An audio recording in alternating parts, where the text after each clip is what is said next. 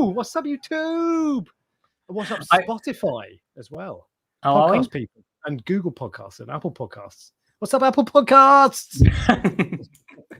Doesn't have quite the same ring to it, does it? No, it doesn't. Hello, everybody. Good evening and welcome to the Prestige Reef Dork Show. Fred Titmus has arrived. Hey, Fred. I am Alex, aka Reef Dork, and with me, as always, is you little bastard. What are you doing there? Is Ryan? With me, as always, is you little bastard. Oh yeah. With me, as always, is Ryan from the UK's #1, the best website in the country. prestigereef.co.uk. Website now. It seems to be escalating. Just all website. The best thing in the world. prestigereef.co.uk. Ryan, how are you? I'm good, thank you. How are you? I am not too bad. I need to do something straight away because otherwise I'll forget. In fact, actually, first off, new members, Gyros, good evening, welcome, hello, and Dragon Hunter, hello, welcome to YouTube membership. But the thing I wanted to put a flag in straight away was Darren Shaw answering the question in the title, are YouTubers bad for the hobby? He's gone straight in, yes. Constant new tanks, trying new sponsored additives, lights, etc. That's a pop of me. And dismantle the tank before they crash. It all leads to want to throw away tomorrow mentality, the long-term tanks. So there's a lot of stuff in there that I want to come back to because there are some valid points in there and some points that are worth discussing. So if I say that now, you will remind me when I forget to talk about that later. But we will come on to that later because that is for the mass debate. So yeah, we'll come back onto that, but it's going to be a good one. There's a short answer. Do we know who's debating what this time? Were you debating the positive and debating the negative? This is never like I think one thing, you think the other. It's always just debating. And I'm always interested in balance. I like to talk about good and bad things of everything, not just reviews, everything. I want to weigh up pros and cons. Yeah. So that's what we'll do. So it'll be because Darren makes some valid points. I don't think YouTubers are bad for the hobby. I should start off by saying, and this isn't going to be, if you've tuned in to see me slagging off reef dudes, inappropriate reefer, etc., you're going to be disappointed, perhaps because you're only going to slag off me, aren't you? Exactly. So, but there is more to it than just a yes or no answer. So we'll come on to that. But before we do that, and there's a few. So I've adjusted the schedule for the Prestige Reef Dork Show. So I've changed it around a bit. I've shortened it, and we've adjusted the structure. You changed the schedule almost as much as you changed your lights. And I you need might... Yeah, actually, hang on a second. If I just go into brand, and then there we go. 1 second. Maybe for the next one. Oh, there you go. Almost. There you go. That's what I needed. It only took me 10 minutes, but timing.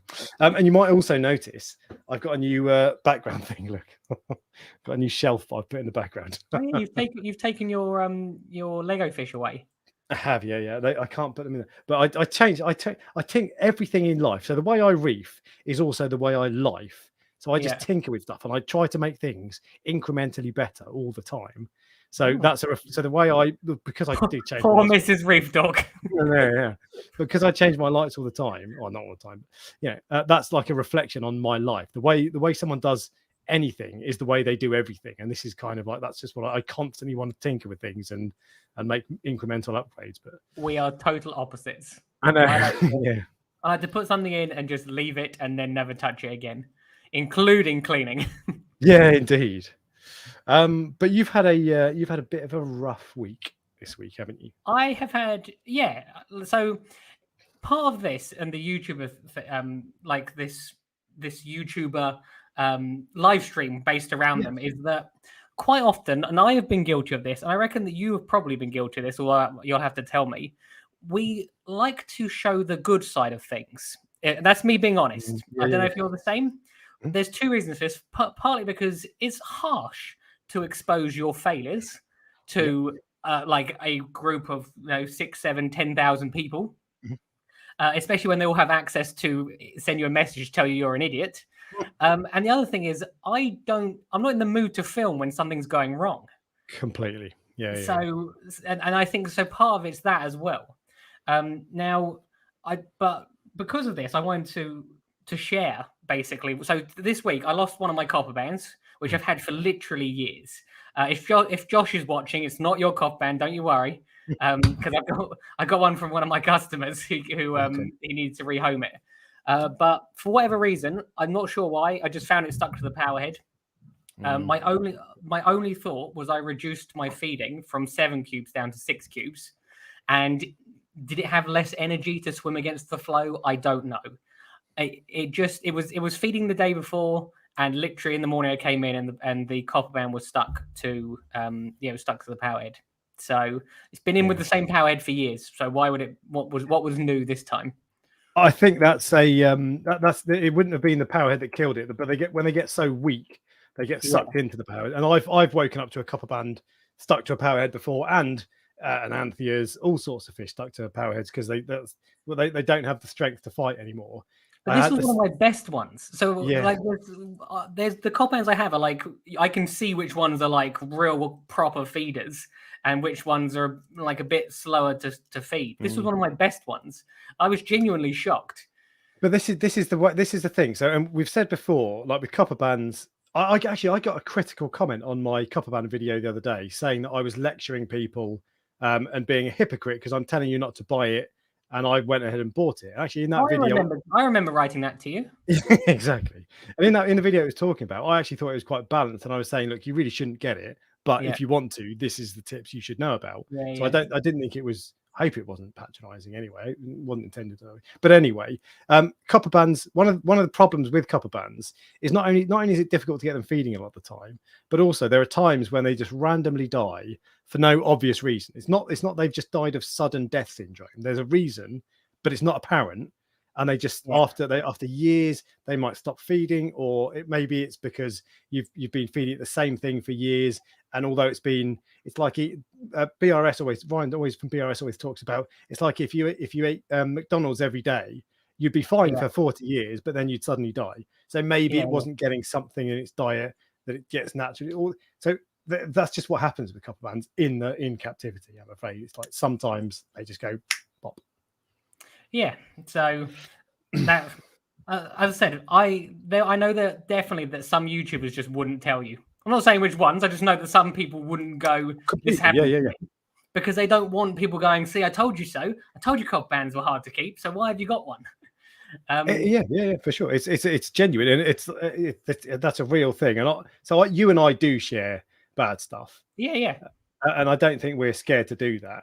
But there is a step, and it's particularly if you've got. So you and I probably have quite supportive followings, and I think the hobby generally is. But if you don't have that, especially if you're a smaller YouTuber, and maybe you don't have you're more likely to attract criticism. I got more when I was higher ratio when I was starting out. It's more difficult then to hold up and admit things, but it matters. You should show the bad as well as the good. Yeah. So it's good that you're talking about this, to be honest. The next thing is the water box tank progressed slightly because the 2 600-liter barrels, which I sent you pictures of. See, only you would be interested in a picture of 2 600-liter barrels. I know. Maria must think you're a right idiot. She hasn't seen them actually, if I'm honest. Yeah, I haven't shown her. But have you posted these on the internet? And I haven't posted them. No, I only sent them to you. See, I send you my private pictures. You see. So. Oh yeah. Oh, sorry. I'll just better delete this private picture you sent me. Something dodgy. But these are they. So I bought 2 600-liter barrels, which have gone. You can actually see the tube just coming out of the wall there, which is going to be connected to the water box tank. The reason they're 600 liters is because I buy the salt in 600-liter quantities, so I can literally just pour a whole thing of salt in, fill it up with RO water, and then I'm good to go basically. And it's going to do an automatic water change over a period of time. And the other 600-liter one is for RO, and that means I have to fill up every 3 to 4 months. So your freshwater top-up, your ATM reservoir lasts 4 months. It's bigger than most people's tanks. That way. Crazy. But look, I am someone that if I can do something which makes things easier in the long run, it means I can spend that time doing something more useful. So if every week I don't have to like transport 100 liters of water or whatever for an auto top up, gives me an easier life, doesn't it? And I can use it to cure cancer or something like something getting on with that. I'm not so good at the moment. Okay, well, I can use it to play a game. Yeah, but I bet that's the way you do things in life as well. Yeah, everything I do, I try to make things as simple as possible and easy as possible. I have a robot Hoover. The coral farm runs itself. I've recently got a new partner, though she doesn't realize this, but when I say partner, I mean maid. She is listening. Yeah. I know she's listening because she sent me a message just a minute ago. So, but yes. So that was a joke, by the way. Please don't leave me. Sorry. But no, I do. I like to. I like to do things as if I can put a little bit of Make effort things in at easy. the beginning to make things more streamlined. Absolutely, yeah. Especially when it comes to tanks, because they're a lot of maintenance, aren't they? I've got so many of them now. I know. Literally, I need someone to come and clean the glass, and then I've got like a pleasant life.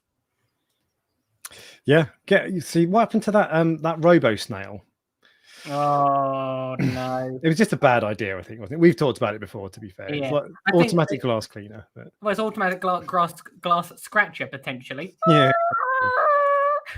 And it'll only do one panel, and there's just a million things wrong with it. But I don't know if I don't know if that's the case or not. Marina's just messaged me saying I'll clean your glass for you. See, now she's trying. Now she's sucking up.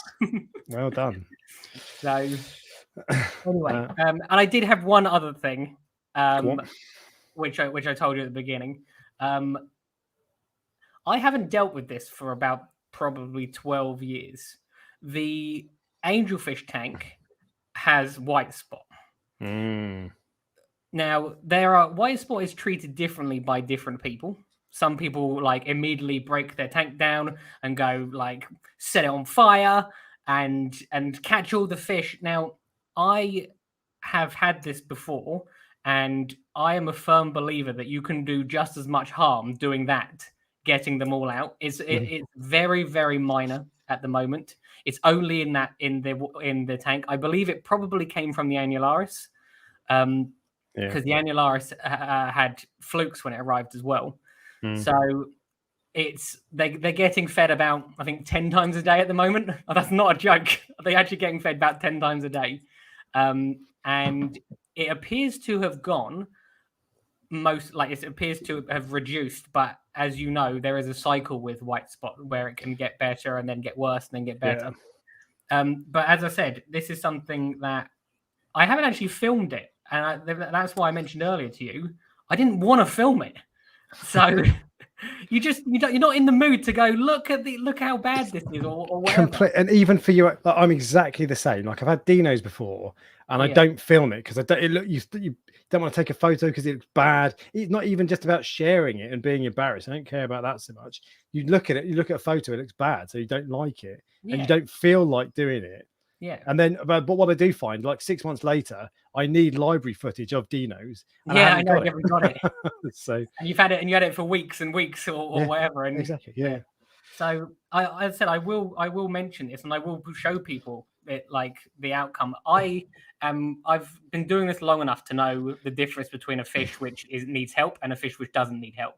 And at the moment, a couple of spots is not something where they need help. No.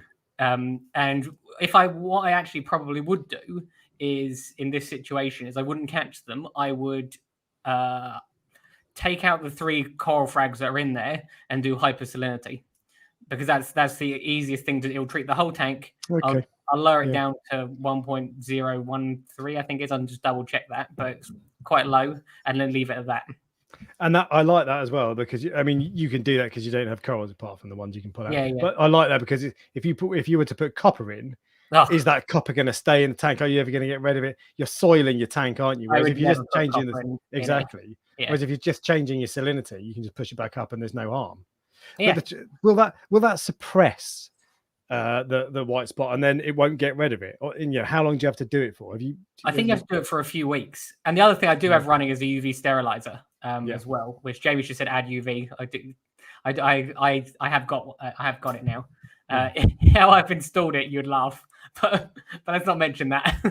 Not very well. I'm waiting for Jamie to come over to come install it properly. Which UV have you got? Which UV sterilizer? I went for the biggest TMC one. Oh, really? Okay. Yeah. Why, is there a specific one you wanted to mention? No, well, there's one that is absolutely brilliant. Oh, is it? Interesting. It's very expensive. How much? Do you know how many watts yours is? I don't. The biggest TMC one is 80. It says 80 on it, but it's not an 80 watts. Yeah. It's a okay. So the one I'm going to mention is the one I have. It's ruinously expensive. So but it's called Troptonic or Toptronic. I can never remember which way around it is.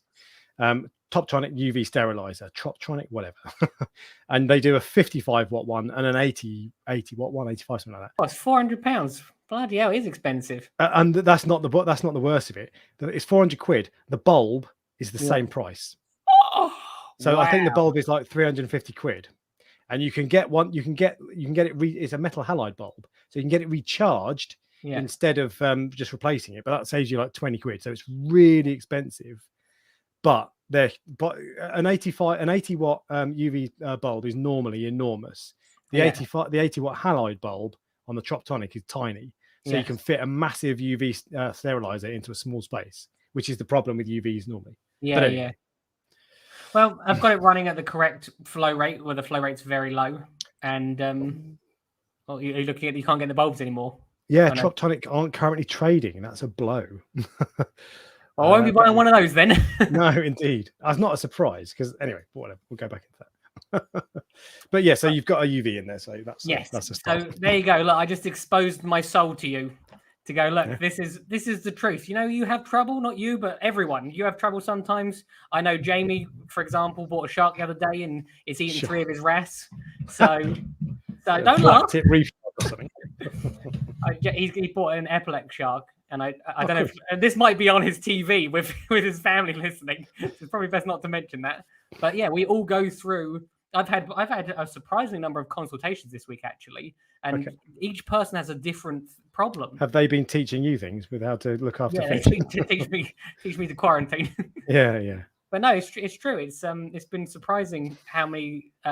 Even one of the things that came up. Someone was like, "I've got a lobophilia, which is struggling," and they showed it to me, and it was a symphilia. And symphilias are known for being a little bit more problematic than lobophilias. Right, okay. So I wasn't surprised. It was struggling, if you see what I mean. So that happened twice. So it's so easy to misidentify something as well, especially if a shop tells you something. I won't say, but I saw someone recently who bought what they thought was an algae blenny. Yeah. It was a dragonet. It was a scooter blenny. Oh, okay. But the shop had said this is an algae blenny. It's like, how can a shop? How can just? But so if a shop tells you it's a symphilia or lobophilia, sorry. I know. You just take it. And if you Google that, there are a lot of corals that look Cinaria. They all look fairly similar. What are the big meat corals that you can't get? They're really expensive. Acantrophilia. Acanthos. Those Cinarias. There's a lot that look if you've seen 100 of them, you can spot the difference. But if you've only seen a couple of them, they all look pretty similar. No, I agree. The guy who watches this chat. And he won't mind that I mentioned it. It's just it's the thing that I found interesting was he was very specifically focused on 2 corals which weren't doing too well. One of them was getting far too much past, so we've moved that one down now. And the other one was this symphilia. Now, even Than at Tidal Gardens say I struggle with symphilia. So he's basing there's a problem with his tank on this one coral. Yeah. When it's actually not that. It's not the problem with the tank. It's actually the coral which is more likely to be the problem, if you see what I mean. So, I see exactly. So I've got that situation in 2 of my tanks at the moment. So my main tank, SPS dominated, been running for 5 years, 6 years almost. It's settled. Yeah. And I've got 2 tenuous corals that I've noticed they're showing funny colors. They look like they're going to die basically. It's not like they're on the verge of death, but it's not going to be long. Yeah. And everything else is fine. And they've been fine for a long time. So that makes me think, and I've actually turned my lights down to 35% now. Although I've got a lot of them, but none of them. You've got about 17 lights, haven't you? Exactly. So I'm still getting they're probably still getting 300 par in these spots, even with them at low par, low intensity. But anyway, so I've turned them down, and I don't mind making that adjustment to the entire tank, partly because turning your lights down is probably a good idea generally anyway, but also because I know the tank. But in my other tank, my LPS tank, I've got 2 Bernard pourers that have been sulking since I got back from my holiday, my honeymoon. Yeah. And they're still sulking. I've done some big water changes, but I'm not going to start messing around with the tank. Water changes they won't do any harm. I'm not going to start messing around with the tank though, because just those 2 corals.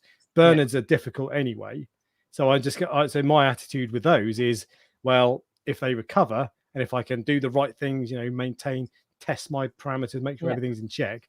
But I'm not going to go messing around trying to fix it just for those 2 corals. It's interesting because I think at least one of those you got from me, didn't you, ages ago? Yeah.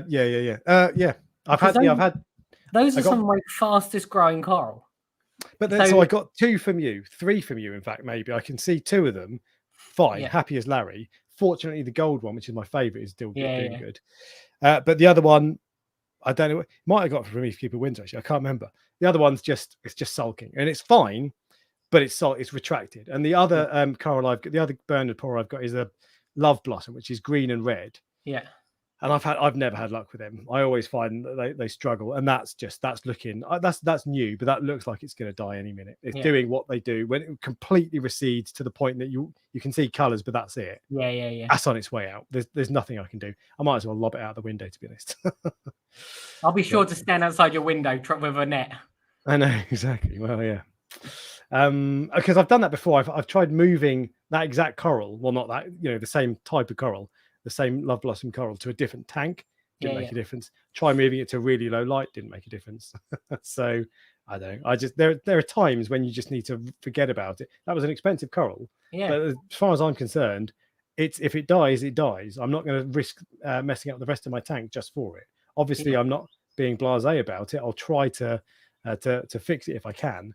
But there are times when you should make changes to your tank, but other times when you shouldn't, just to change one coral. I look forward to the clickbait Reef Dork kills corals. The video I'm going to make. Oh, I was going to say, I would more likely do Prestige Reef kills fish. I have to do that on the same day. Yeah, true. But there we go. So that's I've had a couple. The one thing I will say, that when that cod band died, that ruined my day. That significantly affected me mentally all day for 2 reasons. Firstly, it's a fish that they're not easy to replace because if you want, you might get good and you might not get good. But the people around me saw a noticeable change in my mood that day because of how I was affected by that happening. So it wasn't like I was like, oh, I just died, just put it in the bin or whatever. It's like it genuinely.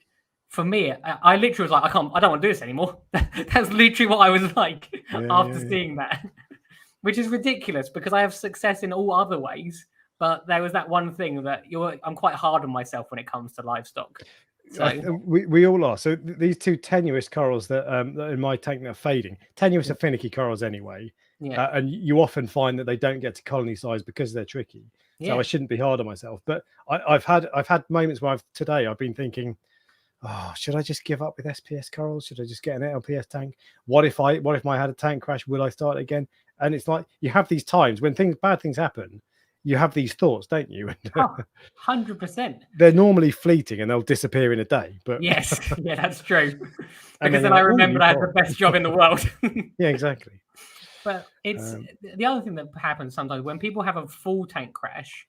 They sometimes they'll either sell everything. Or the other thing is they'll take a few months and they'll leave it, just tank running, just ticking over. And then they'll bring it's like a phoenix rising from the ashes. And the tank is far better than the previous tank that they ever had. Because they know what they're doing correctly this time. As opposed to at the beginning, just sort of putting things in.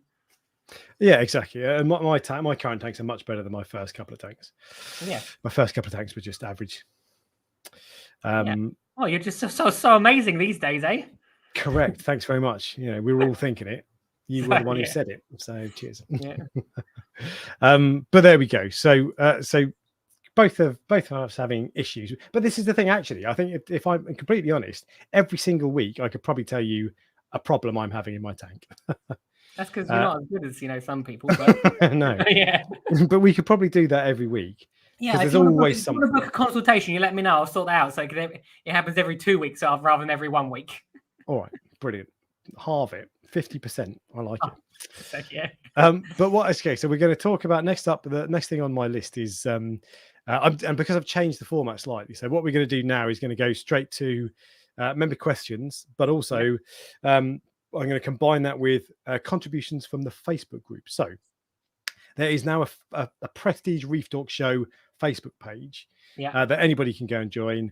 And there's about 140 members so far, and it's kind of feeling like its own community. I really like it. So first off, thank you to everybody who's contributed and posted photos and questions and all sorts of stuff. There's been some really cool stuff on in there in the last week or two, and it's wicked. So we're going to cover member questions and then dip into the Facebook stuff, because there are things. And what I'm going to do, my first plan was post every Sunday to say, show me your tank and I'll put the best one up, or ask your question and I'll post the best one. But actually what I'm going to do with the Facebook group, join the Facebook group.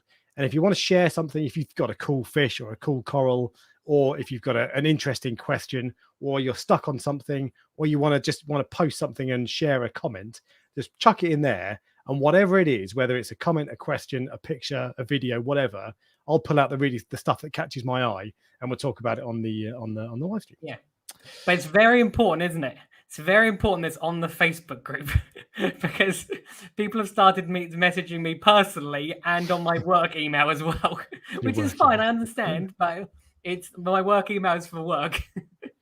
Yeah. But then, so I don't get. I used to get quite a lot of Instagram messages, but I never reply, and I say that all the time. So I think people have given up because it's like, this dickhead won't come back to me. So, but anyway, why you never replied to me? No, exactly. I deleted your number. So, but all right, we're going to start then with member questions, and there were a few to go over this week. So I'm going to pull up the first one, and that is from. And I'm stalling because I forgot to load it up beforehand. It's from. We all know by now what you're doing. Yeah. It's from Bubbly Reef. Bubbly Reef, hello. And she says, "What are your thoughts on clams?" Broad question, Ryan. What do you think about clams? I like clams. If you're going to get one, you want one that's around, I think it's 3 inches or 4 inches plus. Yeah. Because if you get anything that's smaller than that, so clams when they're small aren't photosynthetic. They're slightly photosynthetic, but they also need a lot of food from the environment. Now they don't get that from our tanks. If you get a clam which is, like, as I said, it's either 3 or 4 inches, but go 4 inches to be safe. It is photosynthetic, which means you don't need to feed it, because it's going to be very difficult for you to feed enough to sustain it. And as long as you haven't got fish that will pick at it, clams they're not terribly difficult to keep, in my opinion. Anyway, as long as if you can keep things like LPS corals, I don't think clams are that hard. It depends what type of clam as well. I was going to say, so I've had difficulty keeping Maxima clams in the past. I think Durasas are supposed to be the easiest ones. Durasa, on the other hand, are much easier. So Maxima clams, it's almost like you almost can't give them too much light. Yeah. But they get, in the wild, they get like 6 feet across. They get massive. And all clams do grow. They're called giant clams. So, clues in the question. All clams do grow quite big, but they take their time. Maxima clams, personally, I would avoid unless you're a bit more experienced. And I don't know, maybe that's a bit of a vague comment, but generally, I think I would avoid Maxima clams. But Durasa clams are a totally different story. They're absolutely fine. And they're a lot easier to keep, I think. And they don't seem to mind bad water quality, I find. Basically, if you're going to get a Maxima, the bigger the better, because then you can at least you can count that out. Durasas are slightly less colourful. They're more of like a gold than blue, so they're not as vibrant in your tank, but you're right. If you're going to get one, they're a better choice. Yeah, for sure. I really like Maxima Durasa clams. I sold mine recently because I didn't have space for it. And I'm gutted because I really like it. But anyway, but there you go. So there's our thoughts on clams. And this is a stinging burn from the next one. This is Tyler Evans, who says, "Missed you both, but obviously Ryan more." Obviously. Dude, what's that about? And he says, "Any tips on handling damage for corals on sandbed moved by conches?" And I think what he's saying is he's had conches and stuff bulldoze his corals around. Yeah. I think he's saying they've been turned over and that they've suffered some damage from being upside down or whatever. So tips on repairing them. Doesn't say what. Oh, gonnies. Oh, right, okay. My advice is anything that caused that problem to begin with, get rid of it. If you're going to have anything that's on your sandbed, whether it's Trachyphilias, Lobophilias, whether it's Scales or Fungias, anything like that, if you have anything which puts sand on your corals, like a sand sifting goby, any type of sand sifting goby, even things like what are the shrimp? Pistol shrimp are known for covering corals sometimes. If you want those sorts of corals, you shouldn't really have those sorts of fish. We have an unlimited amount of options with regards to our tanks. Every tank is slightly different. but you can have anything at first, but not everything, because the more you get, the more it restricts what you can have. And if you're going to get a sand sifting goby, don't get a fungia, don't get a trachophilia. It's as simple as that. In fact, the best thing is don't get a sand sifting goby because they're a bad idea. Yeah, I tend to agree with that. Yeah, that's to recover it. If it's just, it said it was gunnies. If it's a gunny, I just move it somewhere out of the way, and leave it. But if it's something a bit more meaty, sometimes you get like scollies or whatever that have a burn mark or a dead patch or whatever. Yeah, you can meaty corals, you can feed them. Yes, yeah, and that really helps. So that's that. Providing the shrimp's not nicking the food out of the mouth. If you're going to feed them, you're going to feed them, cover them with a little bit of like a glass or plastic or something to allow them to digest the food. If not, a shrimp will come along, or even fish do it. Yeah, shrimp are a nightmare. Shrimp are another example of something that restricts your choices, because so I have scollies in my LPS tank with 2 cleaner shrimp, and I love the cleaner shrimp. But every time they catch a bit of mysis, the scully catches mysis, the cleaner shrimp are over and like pecking it away. And it's like, can you just leave him, please? What I find quite interesting is with the coral farmers, if I'm putting pellets in and a coral has grabbed the pellet or touched it, generally speaking, most of the fish won't touch it. Some of the wrasse will, but it's almost like they go, nope, not interested in that anymore. It's got slime on it or something. And I'm not quite sure what it is, but quite often things like cleaner shrimp still do that. Oh no, cleaner shrimp do. Yeah, they're a nightmare. But it's the fish that seem to all of a sudden lose interest. Yeah, maybe it's just because it's not free swimming. Possibly. It might be because it's covered in gunk. Yeah, we just can't see it. Next question is from Tom, who says, hi, Alex and Ryan. Would you recommend using the Red Sea starter kit for cycling, or just put some bottle bacteria like ATM colony, and why? Do you want to go with this, or I have experience with both. You've done it. So I've never used a Red Sea starter kit. So I think it's a few different, it's like ammonia and bacteria and all things, isn't it? So I have used the Red Sea starter kit. And my question, I don't know if they're in the comments, is this your first tank? If this is your first tank, absolutely. It is brilliant, because it will teach you patience. It will teach you how to use test kits. It will because as you do one thing, you test it and it happens, and you see things like change. I actually followed it exactly, and I thought by putting a bottle of bacteria in, you're missing out on some fundamental key like learning opportunities as being part of the hobby that people need at the beginning. Now, if this is not your first tank, then you can use a bottle of bacteria, but I would go slowly with it. But I do think that there's definitely some learning that happens from using that kit. Absolutely. There you go. There's your answer. What I would do, I would use bottle bacteria, and I'd buy a piece of live rock from my local fish shop, and I would make sure that is submerged in water when you take it back home, put it in your tank, and then you've got a backup, a redundancy bacteria as well. That's what I always do personally, but some people don't like the risk of that introducing pests. I just think sod it. All right, next, introduce pests to your tank and mine. Exactly. That's free cleanup crew, I keep telling you. Aspirina starfish and not free cleanup crew. And next question is from Bubbly Reef again, who says, how long do you spend planning these lives, and do you two chat about it beforehand a lot? That's an interesting question. I'm going to give you a thumbs up for that. So it varies. So there are times, this one actually I spent a bit more time thinking about, but often I'll think of a topic and I'll post the thumbnail, and then we think about it 2 minutes before it starts. But I think as a general rule, actually we do spend a bit of time thinking about it, don't we? Yeah, I don't want to lie. I wing a lot of these. Now, this is a perfect example. This morning I was in bed, and I said to my girlfriend, "Oh, I got a live stream later." Don't reveal what it is. That's later. I need to pick a fish of the week. Google saltwater fish and pick one for me. So this saltwater. It's interesting because she picked one that I would never pick, but you'll obviously see it in a minute. But that's the amount of effort I put in. But sometimes things will come across the week where you'll have these fleeting ideas and go, oh, what about this or what about that? But generally, and we do for half an hour, generally, not today, but usually for half an hour before we have a little chat, just to ask each other how we are, like how our week's been.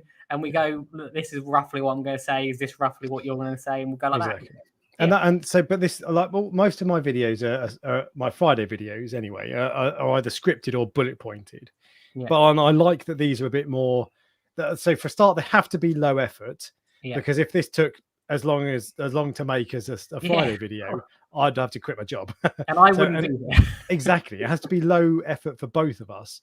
But also, there's a good side of that. It's not just about being lazy or saving time. It feels more natural. And if we just chat, and it's not a scripted, prepared thing that we're just sitting here saying, "Oh, I know what I'm going to say." No, it's just a bit more free flowing. So I think it's. Plus, it gets to test my knowledge, and sometimes I also learn stuff as well. So I never know the member questions, do I? Before, and you literally fire them at me, and then go, "What do you know about this?"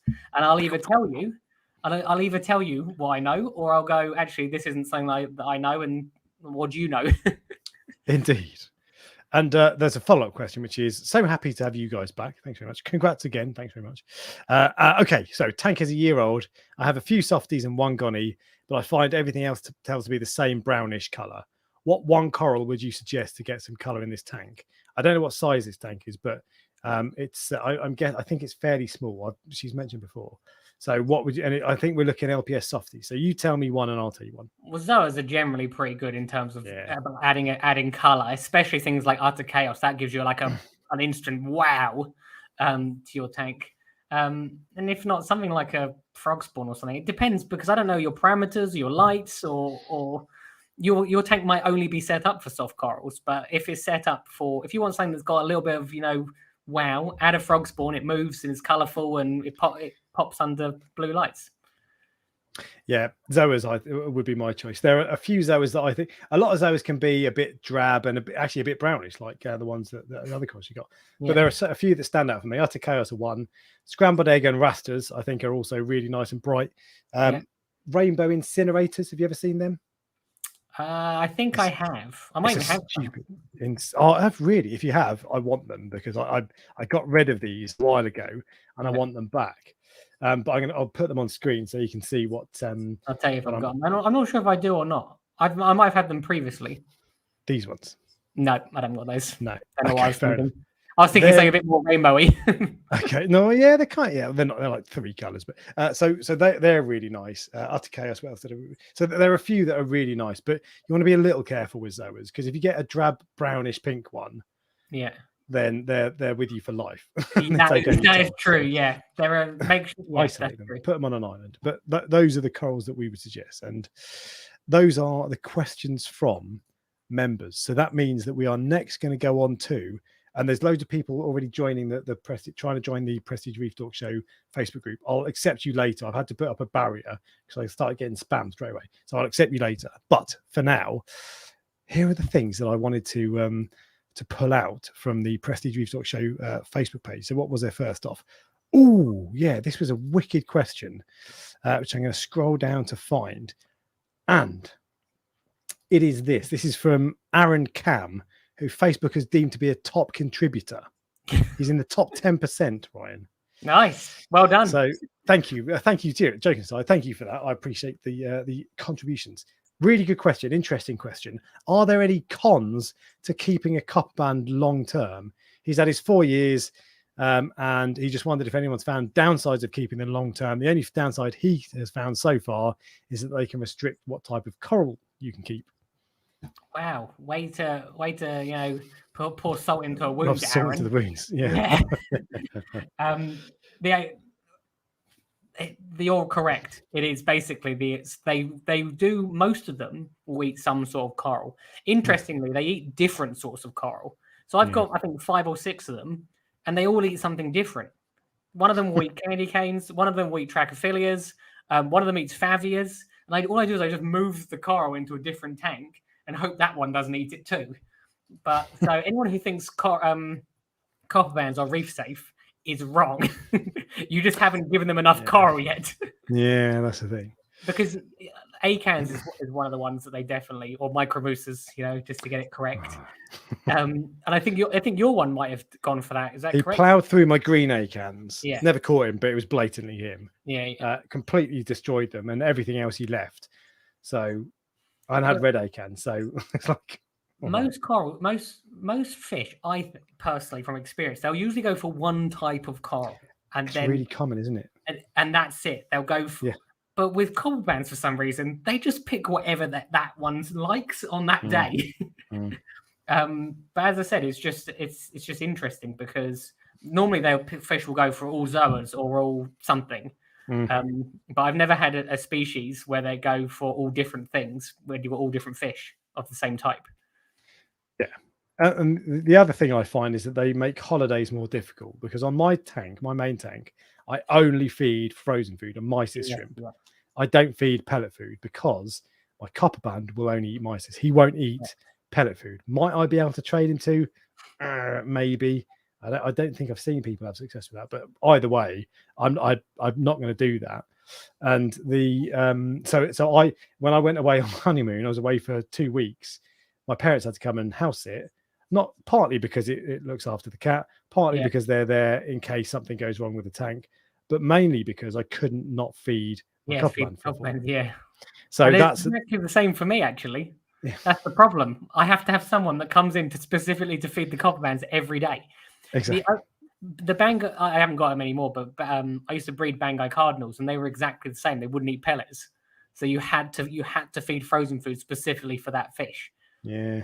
But it's more convenient not having to feed frozen food when you just go, oh yeah, just put that in. That was it. And there are times when I think, do I really want a copper band that much? And because actually I feed more than I would do if I didn't have a copper band. Yeah. But at the end of the day, it's such an awesome fish that it's just about worth it. But it's there are genuine downsides. And my phosphate, I'm sure, would be lower if I wasn't feeding so much. But facts, So there are downsides. And the main ones are feeding and restricting corals. So, yeah, but they're cool. Although, to be fair, I've got a regal angelfish that it only eats mysis because that's what I feed. But I'm sure that I could get that eating pellet. That's pretty much as stunning as a copper band. Yeah. All right, it doesn't eat Aptasia, but it's been reef safe so far, and they generally are, I think. So that's not a bad alternative. Your regal definitely would eat pellets. The fish learn from other fish. Yeah. So it's like the Majestic in the water box tank did not eat pellets. And then today I saw it eating pellets, specifically because I was feeding pellets to the tanks. So the only fish in there now that doesn't eat pellets is the blueface. But eventually it'll cotton on. It's obviously just not smart enough yet to realize it's edible. Yeah. But there you go. So that's copper band thing. And there's another question from Aaron Cam, top contributor, and this is the thing, and this is the point with this Facebook group. What I'm going to do is just pull out stuff that I think that's cool. Let's talk about that. It can be anything. And this is he's asking what everyone's opinion is on maricultured corals, and I'm going to take this to mean SPS maricultured. And so a maricultured SPS coral looks like this. It's on a small bit of rock, man-made rock, of course, and these ones in the picture they're SPS corals. They're quite bright, aren't they? Now those corals to me look unhealthy. Do they look unhealthy to you? I know what you're saying. The reason you think they look unhealthy is because they've not been exposed to the levels of phosphate and nitrate. They look starved to me. Yes, they look spectacular, stunningly bright. Yes, but they look like they're on the verge of death. Most of them come in looking like that, and then you give them a couple of weeks, and they do turn a little bit darker coloured. And then when they turn darker coloured, you go, "Oh, they've lost that really vibrant, bright colour." The reason they turn darker colours is because of the zooxanthellae. The nutrients in our system allow an explosion of the zooxanthellae in the corals, which shades out the corals' colours.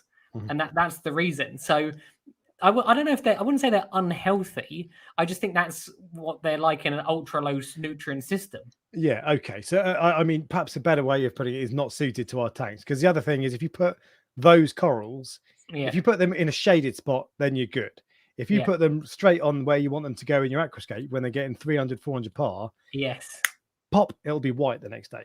And that's not always. Again, the zooxanthellae shade the coral out. I believe that's true. I know the first bit's definitely true, but they're also, because when they're fresh, they're vulnerable. And I personally, my opinion on maricultured corals is, and someone in the comments said take the base off. Completely agree, because that's where the eggs are. It's not just that. I don't know what the base is made of. I cut them off all the time, and it's like the black stuff that comes off the saw when you're, it's like, I don't know if it's made of concrete or some sort of weird rubbery cement. It's like a rubbery substance. It'll be cheap, whatever it is, you know. And I'm like, I don't want that in my tank. No, exactly. But so that's a good tip. But I personally don't like wild, either maricultured or wild, full-on wild SPS corals, because they are much more difficult to keep. My opinion is that we should be able to import wild SPS corals, but they should go to coral farms only, not direct to hobbyists, because hobbyists are more likely to kill. My tank is, I know to put them in low light. My tank is set up for SPS corals, and I kill them all the time. There are no wild caught or maricultured SPS corals in my tank. That's not because I don't buy them. I've tried buying. You go into a shop, and every now and then you're like, oh, that's such an awesome coral, I've got to buy it. I know it's going to die, but I'm going to buy it because I reckon I can keep it. 2 months later, it's dead. So that's my opinion. If you're new to SPS corals, forget it. Just go for hobby grown or And there's plenty of hobbyists out there that are selling coral online that are cheaper. And generally, it's not things like Millipora though. It's usually like Hystrix and Seriatopora and Pasillipora and things like that. But if you're new, that's what you want anyway. You don't want to go anywhere near Acroporas and Milliporas if you're a new to this. This is all very true. So the next thing was, and this is a bit unusual, and I think you'll love this. This is from Caroline and Will Anderton. And it's an old fish tank. Look at this. I saw this. I actually saw this on the page. Yeah, I do. I was hoping that you would show this. I was hoping this would be the one you picked. Because no, I was just saying that's what tanks used to look like. Exactly, and that's the thing. As soon as you see it, you can tell it's old because it's yellow light. Yes, it's not like blue light, and that's a much more natural. That is what a reef looks like. If you go to the wild, they look like that. Yeah. It was really cool, and the fish are really brightly coloured as well. Healthy. It's all SPS, all soft corals. But sorry, the triggerfish is an unusual choice for a reef big tank. Trigger. What is that? What is that? A Niger trigger? I don't even know. So a big anemone, but really nice old tank. I don't know. I think it was 2002. He said, but there's just some really cool photos. So again, thanks for sharing. I love that. Big ass anemone with the clownfish. That's cool. It's funny because all the stuff on the page, that's the thing that I looked at. I thought it would be, you know. Look how brown those SPS are. And this is so when I was snorkeling the other week, the acros were just brown. They're boring. Yeah. But they look so healthy. But yeah, there you go. I just thought you'd like that. That's a for you thing, and I'd like it, to be fair. But there you go. So thank you for sharing that one. And then the next one. This is the nicest hammer coral I've seen for a long time. And this is from Jaylene Dean. Are you ready, Ryan? I'm ready. I'm prepared. I see a lot of hammers. Look at that. Is that one hammer or is that three? No, that's three. So there's these actually look a little bit like the maricultured acros a minute ago. They look a little bit not bleached, but they don't undernourished almost. yeah. But and so there's three. There's a yellow one, a light green one, and this yellow and this green and pink one. And it's the green and pink one that caught my eye because I've never seen one like that before. I think that looks awesome. It's all right. It's funny because we have different opinions. I don't want to thank you for sending in the hammer coral. It's a very nice picture. You see how different people he hates you, Jaylene. Sorry. No, I just remember I see loads of hammer corals. I might even have one of those hammer corals. If I've got it, do you want it? Yeah, you won't have one like that. I've never seen a hammer coral like that. I've never seen one as nice as that. Really odd hammer. It's like a hammer. It's almost like blue and orange that came in the other day. It's not on the website, it's just I've never. That's what I was wondering if you'd show me. I've actually got a picture of it. It's like, you see that? Yeah. It doesn't show it properly in the picture, but it's like literally it's like blue and orange and has the weirdest things on it. And I wondered if that was what that was going to be when you said it. No. I think that's really nice. But there we go. And there was one last thing that I wanted to show, and this was a tank, and this is from Khalil Nazaruddin. Excuse me for mispronouncing your name. It's not massively grown out, but that just caught my eye. I don't know why. I just thought that's a cool tank. Yeah, it's you can see that there's I like the SPS at the top and the zoas. Like you can see, there's a lot going on with it. If you see what I mean. Yeah. You know what I really, really want to see? I want to see someone, and I only know of one person who's got this already. I want to see an algae tank. I want to see a tank. No, look, I'm telling you, I'm actually gonna. I'll show you the one that I like. But and generally algae tanks have seahorses in and pipefish, which I'm a bit like, what? Yeah. Oh, you don't like that? That's the thing I like.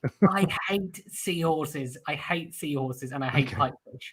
They are the most appreciative fish you can get. They give you nothing back. Do you associate them with a certain person? Is that why you hate them? No, I just didn't like them then either.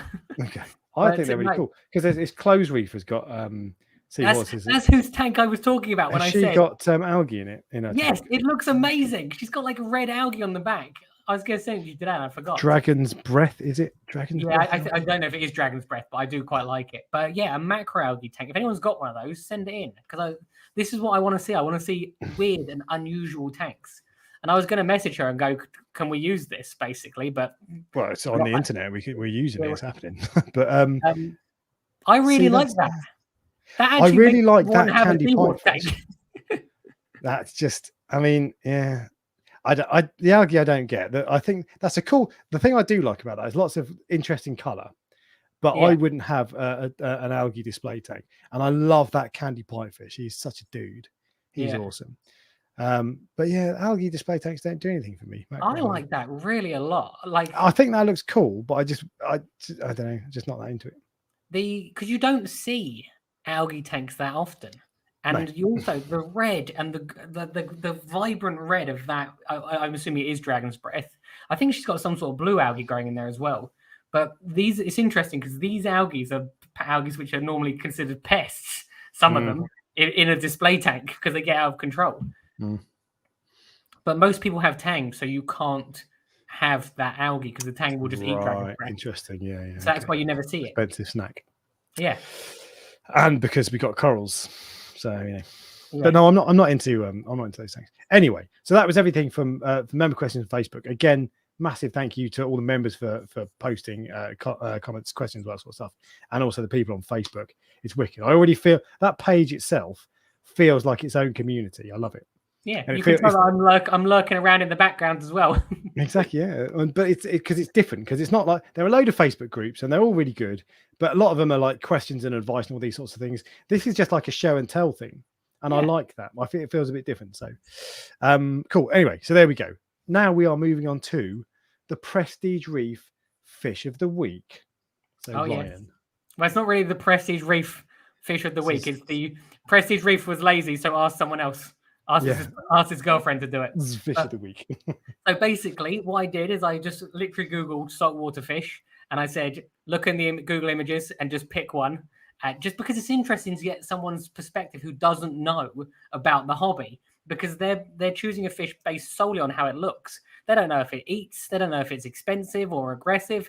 And the fish that Marina picked was a clown triggerfish, which was actually a terrible choice.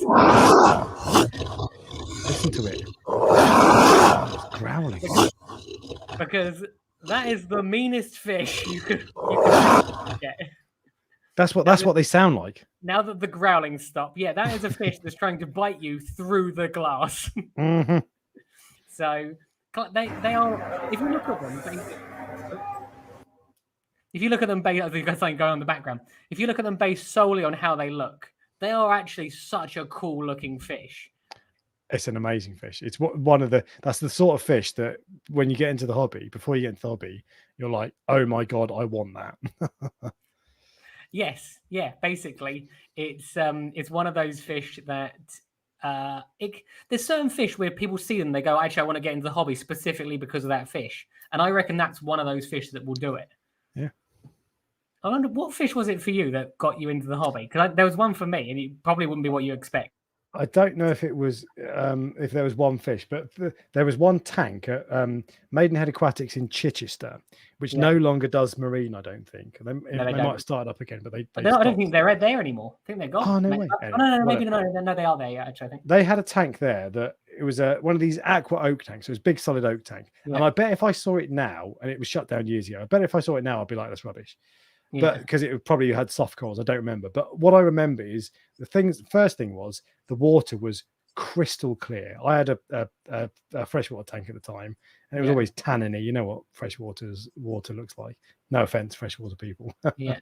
But the things that stood out were the water was crystal clear, and it looked like it was this uber high definition image in front of me, and there was a Toby puffer in it, and I was like, that is the coolest fish in the world. I've heard that before. I'm sure you've said that before. And but there were a few other fish. There was actually the other one that really caught my eye was the checker. What's it called? The long-nosed hawkfish as well. So those two fish, but the Toby puffer in particular, I remember thinking I must. And I saved a short list of screenshots of fish I wanted when I got my first tank, and the Toby puffer was on it until I realised it's a bad idea. Did you ever get one? No. Oh, you've never had one? No. I've had it. You tried to get one. You tried to train it to kill vermites, didn't you? Yeah, I've had one, and I also had a jewel puffer as well, but it used to take chunks out of other fish. Right. And I'm absolutely amazed because Tom in the comment section has said Ryan's is a lionfish, and that is true. Like that. I'm very impressed. I don't remember that. I'm not even sure where I've mentioned that or anything, but I was I would have been at like Brighton Aquarium or somewhere with my mum when I was like probably 12. And I went, oh yeah, I want one of those fish. And mum was like, don't be stupid. You're never going to get one because they're venomous. And I was like, little do you know. Yeah, you don't know how stupid I am. I had no idea at the time you could even keep them. But yeah, it was a tank full of Volatan lionfish. And I think the reason I wanted one was because I thought it'd make me like Dr. Evil, with like Shark Tank. Yeah. But I had one, and they're too restrictive with regards to what you can keep, so I had to sell it because exactly. Yeah. And I've just been scanning through whilst you've been talking to look at the comments, and Bubbly Reef, who was asking about clams and other things, her tank is a Red Sea Reefer Peninsula 500, which is much bigger than I remembered. I remember that she said that before. So she was asking about what corals. Anyway. So yours was the lionfish, and mine was the pufferfish, which is pretty typical fish that you just it's a really bad idea. But they're the fish that you just would never ever want. When I was growing up, David Attenborough was on. When I was a kid, David Attenborough was like the best thing in the world ever. I'm sure it was the same for everybody. Still, as an adult, still the same now. But I remember watching like The Deep and all that sort of thing, and they had lionfish were, for me, they were the coolest looking fish ever. I was just like, they are so spectacular. Whereas now when I look at them, I think, oh, it's ugly, it's horrible. Maybe it's because I know what its personality is like. That's true. Or maybe because not those personalities, just it's too restrictive. Exactly. Because they're actually really peaceful. They don't harass other fish that they can't eat. I mean, it's only if they can eat you that they're a bit less peaceful. Yeah, exactly. But there's a thing on Netflix, something the pufferfish or something like that. Have you seen that? Puff. Yeah. That makes sense. Puff. Did you watch it? Because that's about Toby, isn't it? I did. It's aimed at kids basically, but I liked it. Oh, so did I, mate. You and me are fish nerds, so we're kids. Exactly. If you're watching this, you'll like it. Yeah. Because it's about saltwater fish, but it was aimed at kids, wasn't it? Do you not think? Yeah. The bit that I liked the most actually was that while you're watching it, you're like, this is a little bit of camera trickery. You think it appears that they're filming this pufferfish in the ocean. It's in a tank. And then in the background, you're like, oh, I recognize that Carib Sea life rock. Yeah. But they filmed a lot of it in the ocean. But at the end of the program, they showed you, didn't they? Some of the clips how they got. Yeah. But that was cool. Puff was cool. But there we go. So that was, anyway. That's fish of the week was the clown trigger, which is a bad idea, but it's a cool fish. So who cares? And the next up, we have gotten to the Prestige Reef Coral of the Week. Well, I wasn't lazy with this one. I picked this one myself, and I knew it was a controversial choice when I picked it because I knew already that you don't like it. I hate this coral. But I've gone for a Pasillipora. And Pasillipora come in all different colors. You get them, that's like a blue-tipped one. You get them in like luminous green. You get them pink. You get them like purple colored with like bits of blue on them. So there's quite a variety of different colors of them. They are an easy SPS to keep in comparison to some SPS. So if you're thinking about getting into it, they're a great choice. And they also have a very different growth pattern. So Hystrix and Seriatopora and Digitata, they all have a very similar sort of like growth. Whereas if you want something that looks something slightly different, then that has a very clumped, close growth pattern. A little bit like stylo, which is quite a dense. Like a stylo coral would make a good murder weapon. It's a nice solid lump, isn't it? What stylo are you talking about? Because Milka stylo grows really far. No, not apart. Milka stylo. Cat's paw, like the typical. Oh, yeah, I know what you mean. Yeah. So I think they're a good choice for people that there's no point in me showing you, oh, look at this really, really ultra high end tenuous, because most people don't want a really, really ultra high end tenuous except you. Yeah. Although even then I don't. Tenuous, anyway, whatever. Yeah. So there you go. So, and to be fair, I just of all the beginner SPS corals, they're probably the hardest, to be fair. I like them a lot. I just don't like them. And also their growth pattern grows entirely different based on how much flow, which is similar to lots of SPS corals. But if you want them clumped, put them in a high flow area. If you want them so they're a bit more spaced out, put them in a low flow area. And because I put them in, I've told you this before, I put them in a low flow area so that they're easier to frag. Yeah. Oh, interesting. Okay. And the last thing is that they also they give off babies sometimes, which can be slightly problematic. So I thought I'd just slip that at the end. They drop little bombs of terror and it spreads and takes over your tank. And it's cool. They spawn in your tank. It's nice. Yeah, that's cool in the same way the first time you see an Aptasia is cool. Or a Cedia. Yeah, exactly. But there you go. So we're going to move on swiftly and we're going to do news.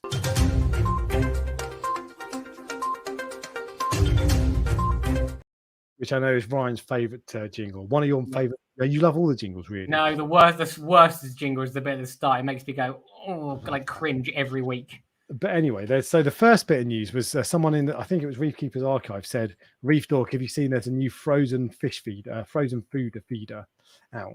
I've not seen that. But every now and then someone will design a frozen food fish feeder. And it's just, it would be wicked. If someone could make one that works, awesome. The reality is they're always going to be a bit crap. It's not just that. Do you want to be? It's not. It has to be refrigerated. So imagine to work properly, it's got to be like a freezer. Now imagine the smallest possible freezer you can get and have that sitting above your tank. Exactly. It's not real. I've seen them where you get like a frozen ice lolly and then it drips in the tank, which I imagine will stink throughout the day. Exactly. It's just it's by IND Creations. I have seen it. I think it's about this big, but even that, I don't want a little box above my tank. No, exactly. Every time someone comes out with them, I just think I would love it if you could get a really good one. I've seen this in person. It was at one of the Macna shows years ago. So, but I think it was a prototype at the time. And then look, I don't ever want to say negative things about something I've never tried. It could be the best thing ever. Yeah. But I don't know how it works. I need to see it, but I've yet to be proven that it's the best thing ever. Exactly. It looks quite cool, to be fair. It's quite a stylish thing. And that those fans at the sort of cooling vents at the back make it look like that is a freezer. But I bet it's expensive for a start. But it's not a good idea. No one can make a good frozen feeder. I think it's about that big. But do you, as I said, well, for me personally, I like to have everything completely clear.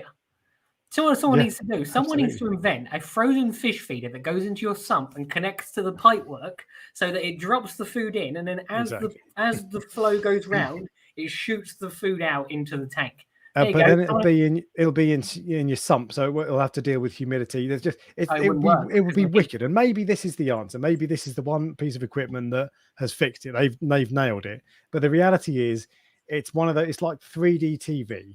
Yeah. It sounds amazing, but you've got to wear glasses, and then when you lie down, the glasses bend off your face, and it's a pain in the ass. It's just. I would love it if that's wicked, and maybe it is, but I can't. I've got a new idea. I'm going to put a freezer on the other side of the wall from the water box tank. In your kitchen, maybe. Yeah, that's true. It's true.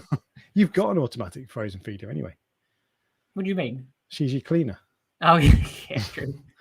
But so anyway, so I don't know. That doesn't do anything for me, to be honest. But again, maybe I've like same as you. I've not seen it, so who knows? But I hadn't seen that. But so the reefing news I was going to talk about. Firstly, Finding Nemo is 20 years old this week.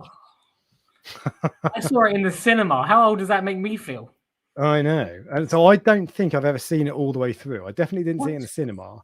I've probably watched bits. Well, I know I've watched bits of it, but never really seen it. But there was an article on Reef Builders about this, and it's from Jeremy Gay, friend of the show, of course. And there were a few things he talked about. He said it was around that time that Ecotech and Reef Builders were formed. So Ecotech was formed at that time. I think that's just interesting.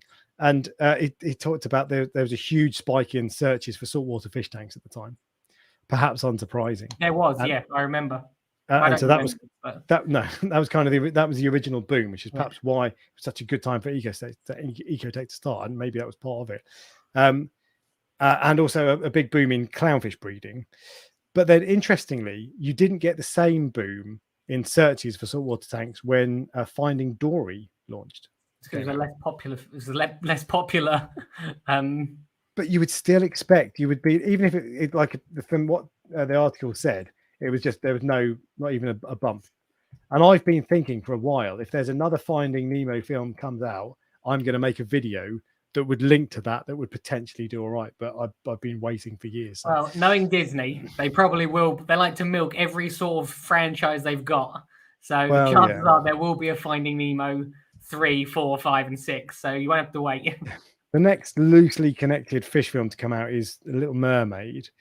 Oh, and I don't think you can get mermaids in your local fish shop. I've never seen one. They were in Hawaii, I believe, but obviously because of the ban, you can't import them anymore. You can't import them. Yeah. I wonder if they can captive breed them, because I wonder. Where are you going with this?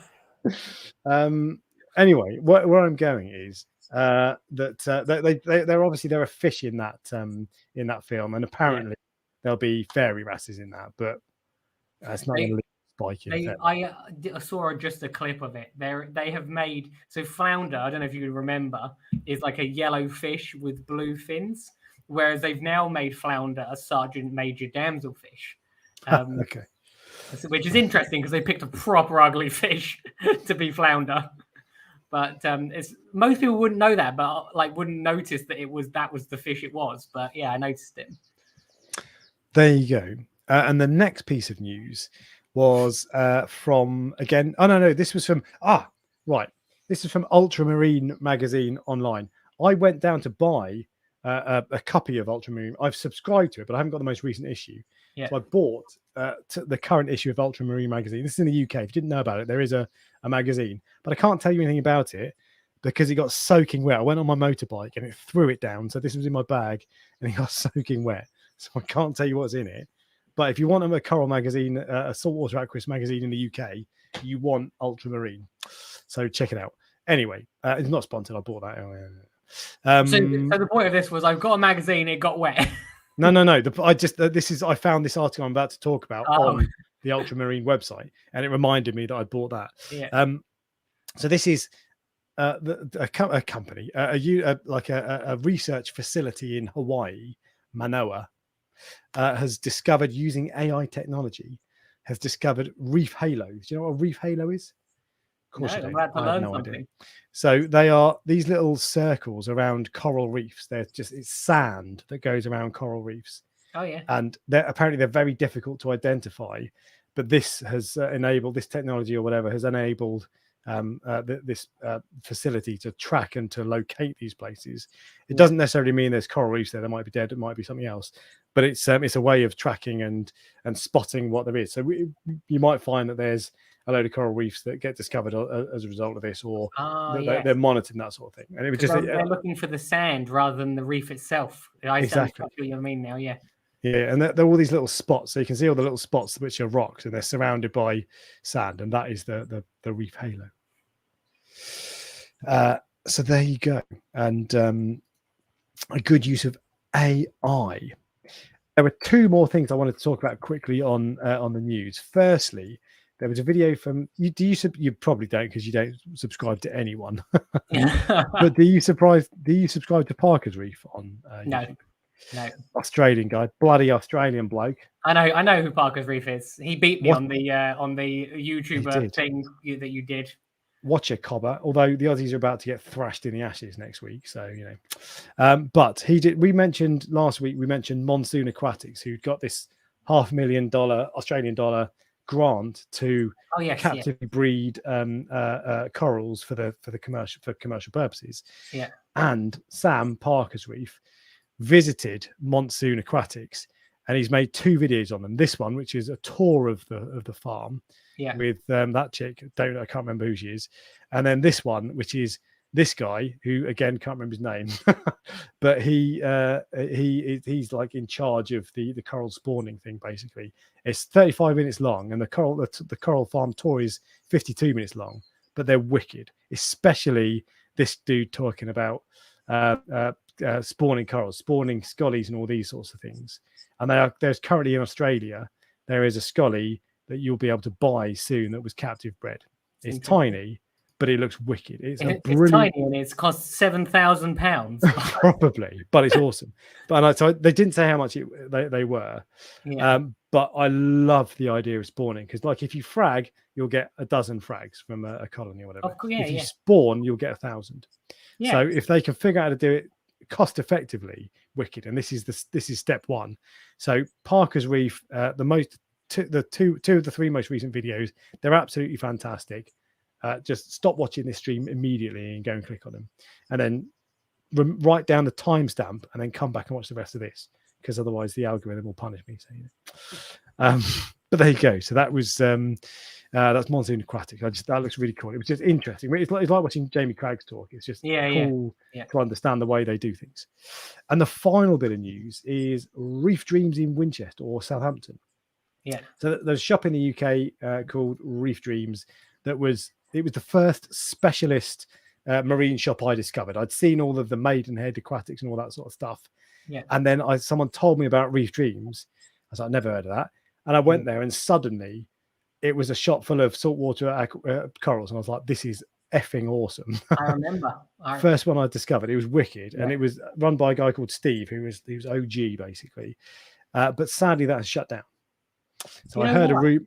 No, I don't. I heard a rumor a week or 2 ago, and their Facebook page was paused. I didn't know what was going on, but I saw someone today who confirmed that it's shut down. I presume it's just maybe it didn't do very well. I got after it moved. Whatever. I don't know. But I know. Obviously, it moved. I remember going in the original shop, and that was actually where I saw that Japanese masked swallowtail angelfish. That I wanted. Oh, really? Yeah. Yeah, that was where I saw it. I wish I bloody bought that fish now. I know, yeah. But yeah, I remember. And do you remember when you first walk in on the left, that had like this cascade system? Yeah. Corals and anemones, and then you could go around into like the secret. It wasn't secret, like the back area bit, which had all the fish and all the car. I remember it was a very, very good shop. It's a shame. I know that Sean, Sean used to work there, and it was a very, very good shop. I was shocked when when I heard it closed down, but this is the first actual confirmation. You've obviously spoken to someone that knows. I haven't seen anything. It was someone who used to work there. Oh, okay. And I saw him working in the Ocean Project, and I was like, oh right, so it's true then. Yeah. But it was a shame there was no like you don't. It's not like when you open a store, you do an opening ceremony. But it was a shame that you don't do a closing down. But this came out of nowhere for me. I've not been there for a while, to be fair. But it was just a shame that there was no like goodbye sort of thing. But I just thought it was worth a shout out, because that was a wicked shop. Yeah. And it's a shame that it's not around. And that means now in Southampton there are 2 shops: the Urban Nature Collective, I think it's called, and Maidenhead Aquatics in Fair Oak. Yeah. But apart from that, there's no saltwater shops, and there are no saltwater specialists. So the closest now is the Ocean Project in Dorset. Or the other way, me. Or down to East Sussex, West Sussex. Because I'm the other way. I'm about an hour from there. But there you go. So that is the news.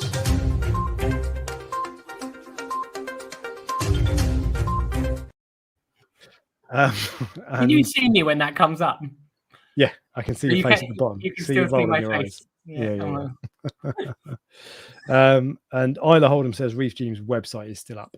All I can tell you is that, as far as I'm aware, and I didn't go there, but the shop is shut, and I don't have confirmation from the horse's mouth, but I'm pretty sure that's the case. If it's not, then correct me, please do, because it'd be wicked if it's still around, but I don't think it is. Anyway, so that is the news, and now we are on to the mass debate. And this is the title of the video: Are YouTubers bad for the hobby? And this came from a question or a thing you said a couple of weeks ago, Ryan. You said that we are dangerous. Yeah. And I just wanted to explore that a bit more. So there's the comment that was from what's his face earlier, which we'll go back to, Darren Shaw. But there was kind of there are layers to this. But first off, let's start with, so you talked about we're dangerous. What do you mean we're dangerous? So this came about because it came about because of one of the consultations, and there was someone who had, this was where I first got this idea, and someone came to me and they said that they had high nutrients, and we went through all of their maintenance, everything, their regimes of what they were doing, the water changes, and then eventually we came to feeding. And the guy told me that I think he was feeding 7 cubes a day. And I said, why are you feeding 7 cubes a day? And he said, well, Reef Dork feeds 7 cubes a day. And I'm like, your tank is different to Reef Dork's, if you see what I mean. There's a possibility the person's listening, and I hope they don't think it is a bad thing, because this is important. And what I said, I had this discussion this morning, that there will be people that see that I have an angelfish tank that are going out and buying angelfish. There'll be people that are going, oh, he's got 4 angelfish together, I'm going to put 4 angelfish together. What some people don't have is the background knowledge of if this should or shouldn't be done. And so with regards to the feeding, you can feed 7 cubes a day, which even I think is a lot. Because I feed 7 cubes to the whole coral farm. So if you're feeding that to one tank. So I was for a short time feeding 7 cubes, but that's not a long-term plan. And I currently feed 3. Yes. Which is my long-term plan. But someone who watched that video in that time, that person might not be the only person. There could be people all around the world that are feeding 7 cubes because they watched that video and then didn't see any of your other videos. So the reason I was saying we're dangerous is because we can do things sometimes, and we also, YouTubers, want to push the boundaries. You're not usually a YouTuber successfully unless you have had success with your reef tank of some sort, generally speaking. You could, like, I don't know, you do all right. Yes, thank you. I had a feeling that was coming. I think that, and when people like us have had success, you then want to push that success a little bit harder and a little bit further forward. So you want to keep tenuous.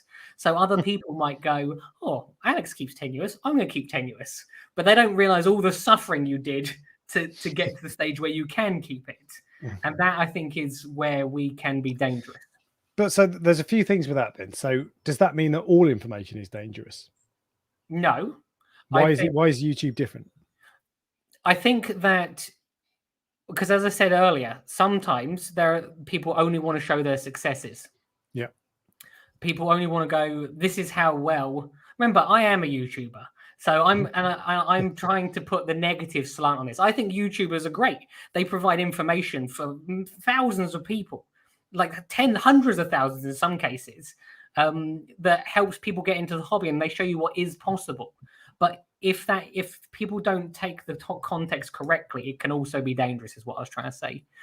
So, yeah. So, there are benefits of YouTube, because, like, with you're right. In isolation, like, people might say, "Oh, Reef Dork, like, he's talking about tenuous, he loves it." Yeah. If you watch a few more videos, you'll see that I know they're a pain. I like them, but they're a pain in the ass. Yeah. Well, I find them pain in the ass anyway. But the benefit of YouTube is you can ask, put a comment, ask a question. You can't ask a book, can you? True.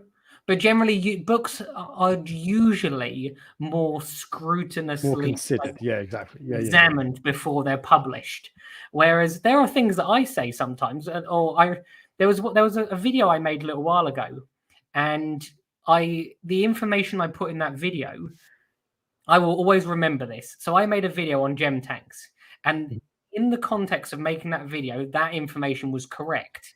I remade that video 3 years later, and the context was now not correct. So at first, gem tangs only came from Mauritius. You only had a few of them. You couldn't get them, and that's why they were so expensive. They then found thousands of them, I think, off the coast of South Africa, and they were a lot more readily available. But because I didn't update the information when I republished the video, Jake Adams, rightfully so, absolutely hammered me because Jake likes things to be correct. And he literally went, "You are someone that you're someone that people respect and they trust and they listen to, and you're better than this," basically is what he said, "and you should make sure that your content is absolutely 100% correct. Just because it was correct 3 years ago does not mean it's correct now." And to be fair, he was right, but I was being lazy and I just remade the video. I used exactly the same script. So that is why. So this is so in the actually first up, I'm just going to jump over because there's a super chat from Coral Euphoria. Abe, thanks very much. This is good. We've not seen you before. We love your channel. I know. He said, good topic and congrats, Alex. So for a start, if you've never seen Coral Euphoria, he sells corals. It's coraleuphoria.com in America. The best SPS corals you've ever seen. And his videos are just chef kiss. They're awesome. And his tanks are amazing. Anyway, enough fanboying. But the thing that I like about this is that actually there's some your comment that YouTubers are dangerous. I'm going to argue against it. But there's some there absolutely is legitimacy in what you're saying, because there will be things that, like, there are times when, for example, the 7 cubes of frozen thing.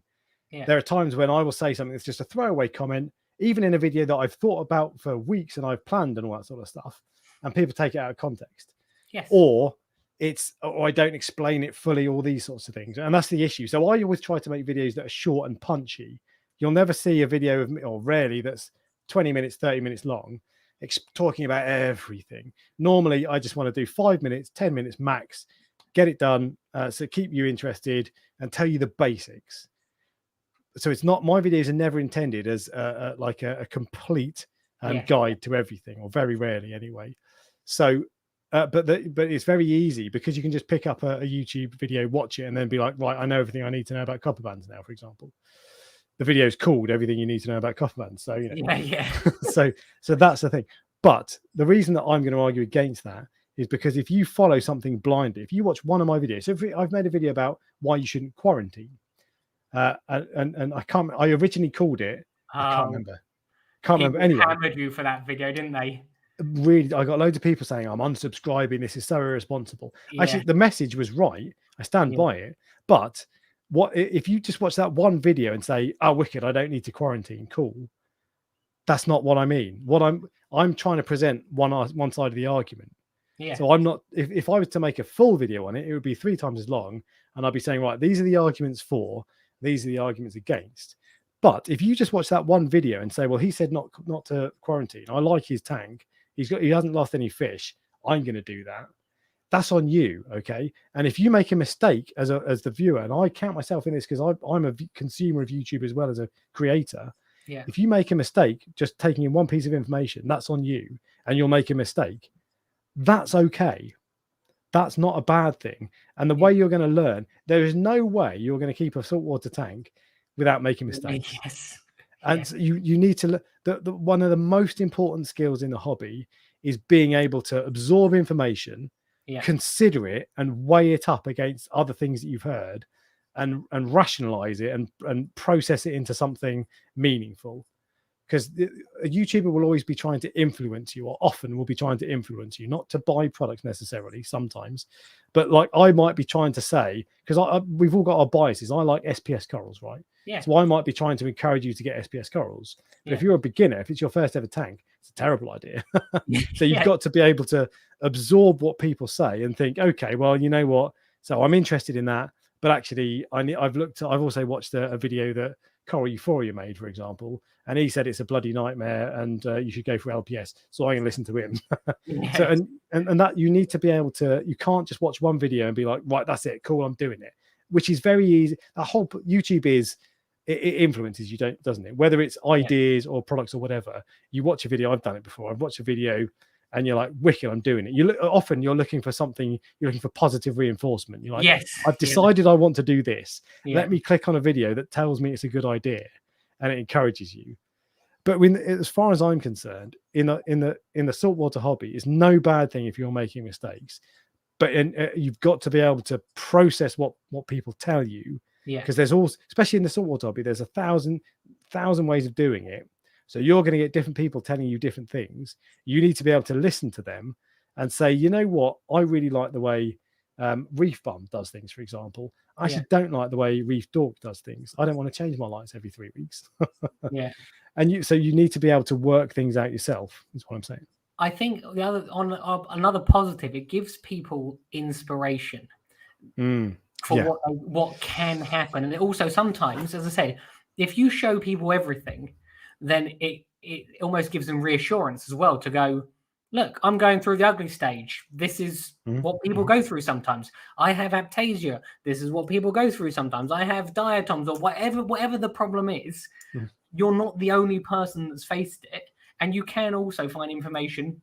The best thing to do is take a whole cross section of all different information, and then work out yourself what you think is the best thing way to go forward. Absolutely.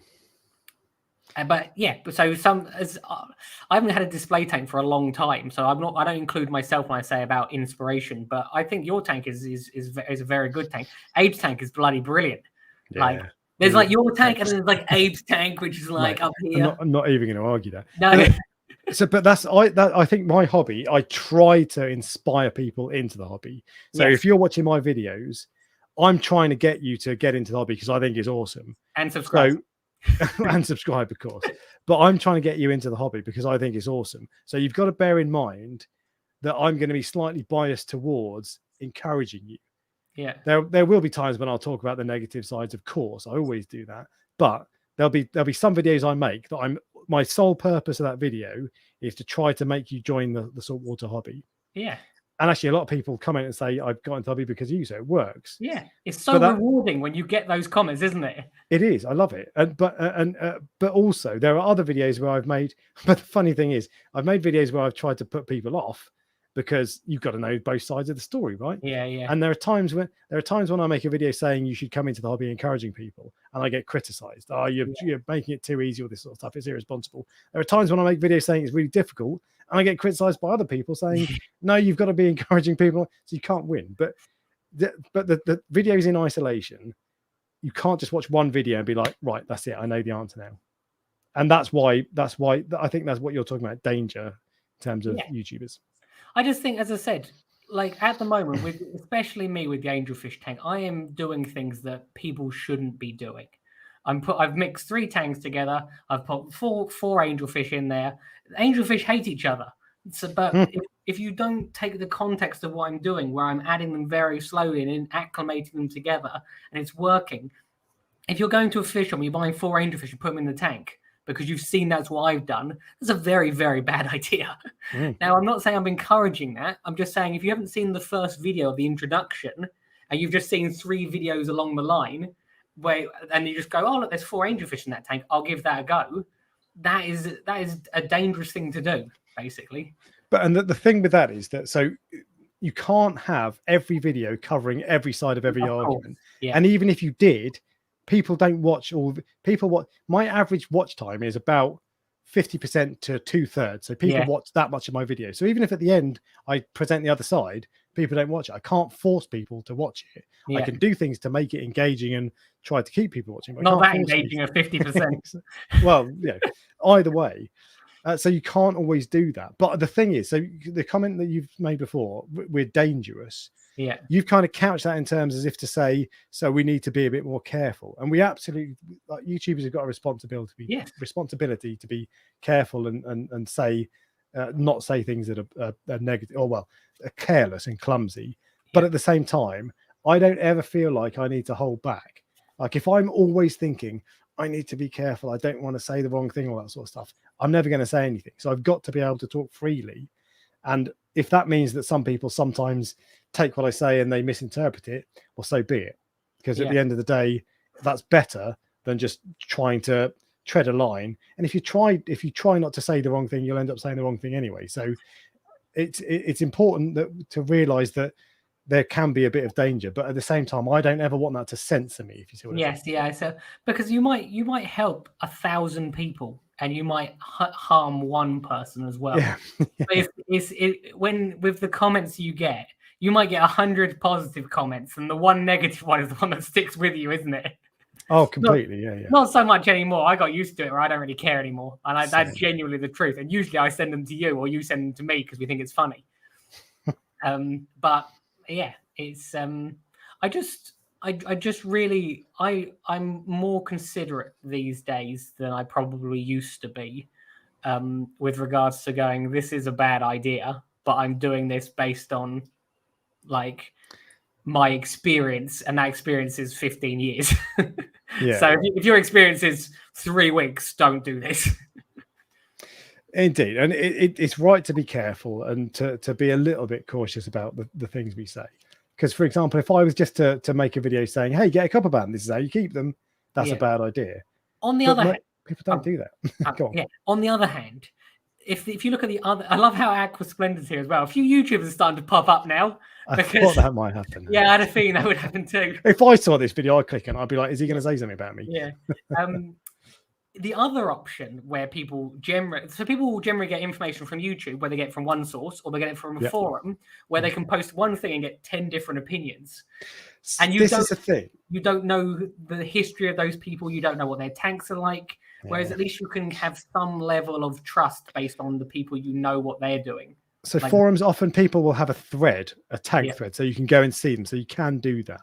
But so forum people often talk about, criticize YouTube as if to say it's just social media, it's irresponsible, they're just trying to flog you products, all that sort of stuff. Forums are awesome, they're the best way. But the reality is there are pros and cons of both. So there are good things and bad things about YouTube, but by the same token, there are good and bad things about forums. Like you say, you'll get 10 people commenting, 10 different answers. When I first joined the hobby, I'd find out something, and then if someone asked a question on Ultimate Reef, I'd post an answer and I'd be like, this is what I found out.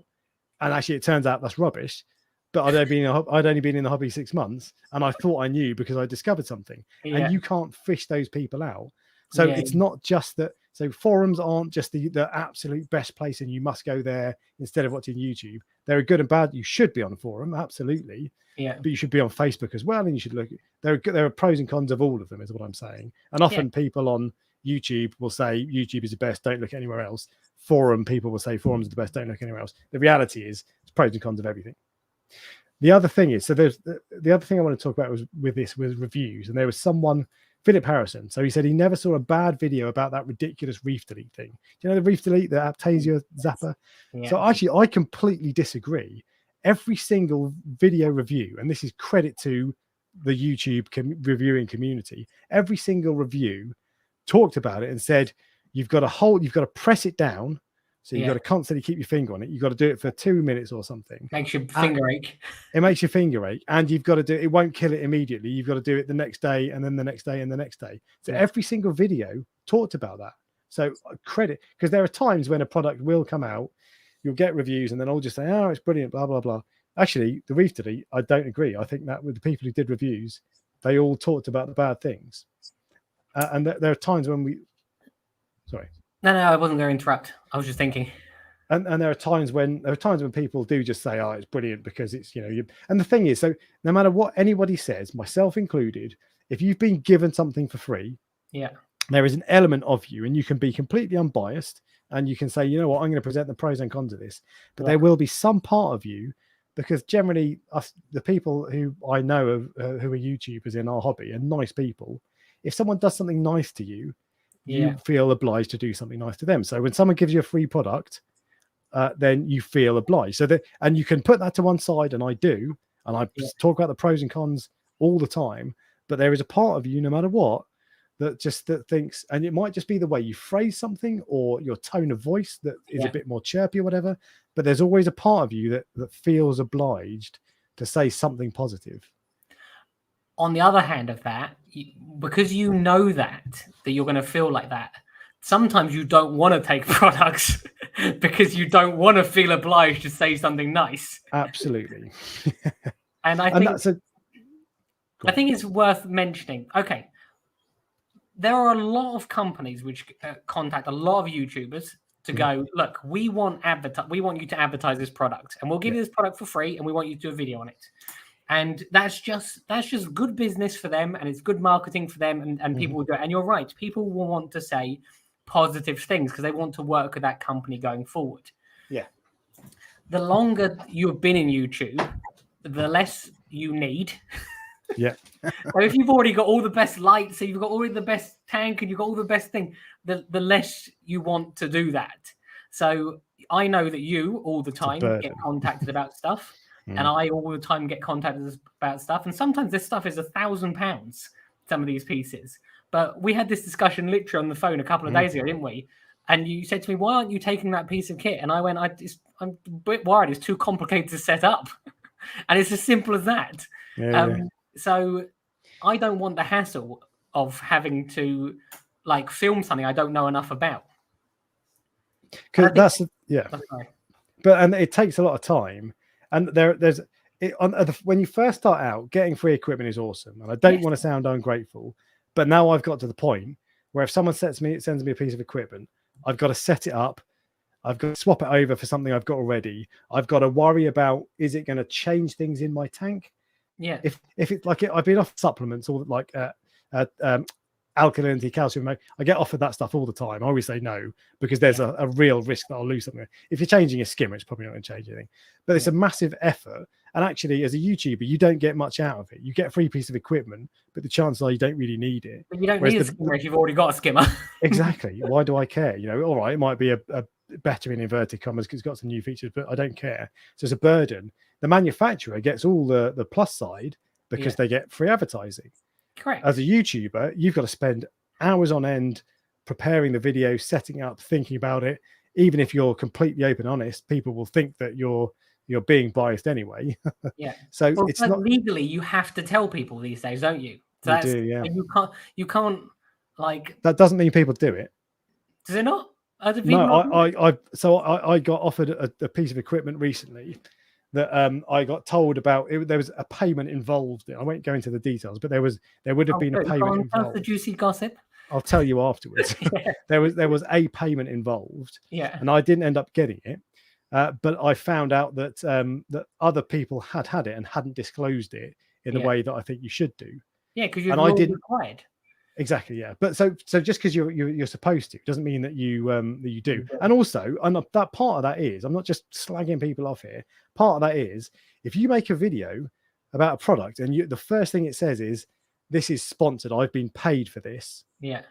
That instantly, if I'm watching that video, I'm thinking, oh no, I don't want to know in that case. And that can mask, like you could make a completely unbiased video, completely independent. And it is ruined by this statement at the start that says, this you don't want to trust me. So there are genuine reasons why you might want to leave that off. It's not just because you want to pull the wool over people's eyes. Of course. I, for a long time, have only been willing to show things that I actually use. Yeah. So I have been using NIOS skimmers for years. I've been using Egotex Lite for years. I started the Gen 3s, 4s, 5s. The Waterbox tank is sponsored by GHL. I've been using GHL's products on the Coral Farm for the last 3 years. So I only show. Now, don't get me wrong. There were plenty of other people that came forward and went, "We want to do this for you," but I don't. I only want to show what I know. If you see what I mean. And there was do you remember the skimmer the other day? Both of us were contacted by. There's no point. We don't want to mention who it was. And I needed a skimmer for the Waterbox tank, but I just went, actually, I don't know enough about it, and it was quite a unique skimmer, wasn't it? It was a completely different design to everything else. So I don't want to be going, this is the best skimmer ever, if it's something I don't know about. But that's one problem I have with reviews in our hobby, because we don't have any full-time YouTubers. So you and I have, you run a Coral Farm. I have a job. Every YouTuber in the hobby has a 9-to-5 job, right? There's no one full-time like Marcos Brownlee or whatever. So we don't have that. And that means that we all do it in our spare time, and we don't have much time anyway. So it's a time sponge. The way I would like, and that means that you only end up getting products you like. So there are times we've both had products that we've taken, had a look at it, said we don't like it, and we sent it back. Yeah. And that's something that's going to happen from time to time, just because it will. But what that means is, and we don't make reviews of that. What that means is the stuff that we do get, we keep and we like, so we make a review of that. And the net effect of that is that the only reviews you see are of products that are good and get positive reviews. Now that on the face of it, that's great, because you know that if someone's like, my tank matters to me. I'm not going to take a piece of equipment. If it was 10 grand, I don't care. I'm not going to risk my tank unless I think it's good. That's what killed Pablo. I had a prototype. I had a prototype powerhead. Yeah. And I put it in, and I was running it in a tank, and it was fine. And I put it into my other tank just to see if it made a difference. And it killed Pablo because it sucked him into it. Exactly. I had Pablo for years, and to this day I would still have him if I hadn't have put that prototype in the tank. And I bet you're more cautious now because of that. Absolutely. Twice shy. Absolutely. Because the downside fish. Exactly. And the downside of that is it means that the only product reviews are of good products, are of positive positive reviews. Yeah. So I will always tell you the good and the bad things. There are times Reef Factory have been very good to me. They sent me a lot of stuff, but every time I make a video, they sent me $3 grand worth of lights not that long ago. It's a lot of money. And that video that I made about the lights on my second channel, Reef Dork Extra, completely balanced. You would not know if I didn't say, which I did, you would not know that I'd been giving them for free. I talk about the good and the bad. And every time I talk about the bad things, I think this is probably going to be the last time I'm going to hear from Reef Factory. Yeah. It never is. So I always do balanced reviews. But what that means is that I'm not going to review a light that I don't like. Yeah. So you only get positive reviews generally. They might be balanced, and other people do that as well. I'm not just singling myself out as awesome. Other people, Parker's Reef in particular, is excellent. Yeah. But you will only get good things as a general rule. Sometimes there will be bad things, but almost always it's a good things. The way I would like reviews to work in this hobby is a manufacturer says, Alex, Ryan, whoever, I've got this piece of equipment. I would like you to check it out. They send it to you, and that is the last contact you have with them at all. Yeah. Because the way it normally works is they'll speak to you about it. They'll give you the little sales pitch and tell you it's better than anything else. And you're like, yeah, mate, just give it to me so I can try it with you. Because they all say that. And then they'll say, okay, well, look, tell me what you think when you've got it. And you do the same. Because I don't like, if I get a piece of equipment, I don't want to just slag it off and say it's awful if I don't like it. So I'll go back as a general rule and say, look, I don't like this, so I'm not going to keep it. I can still make a video if you want, but you probably don't want me to. You're looking at the Pablo. I just saw Cora Euphoria has been watching since the Pablo days. That's made your day. It literally made my day.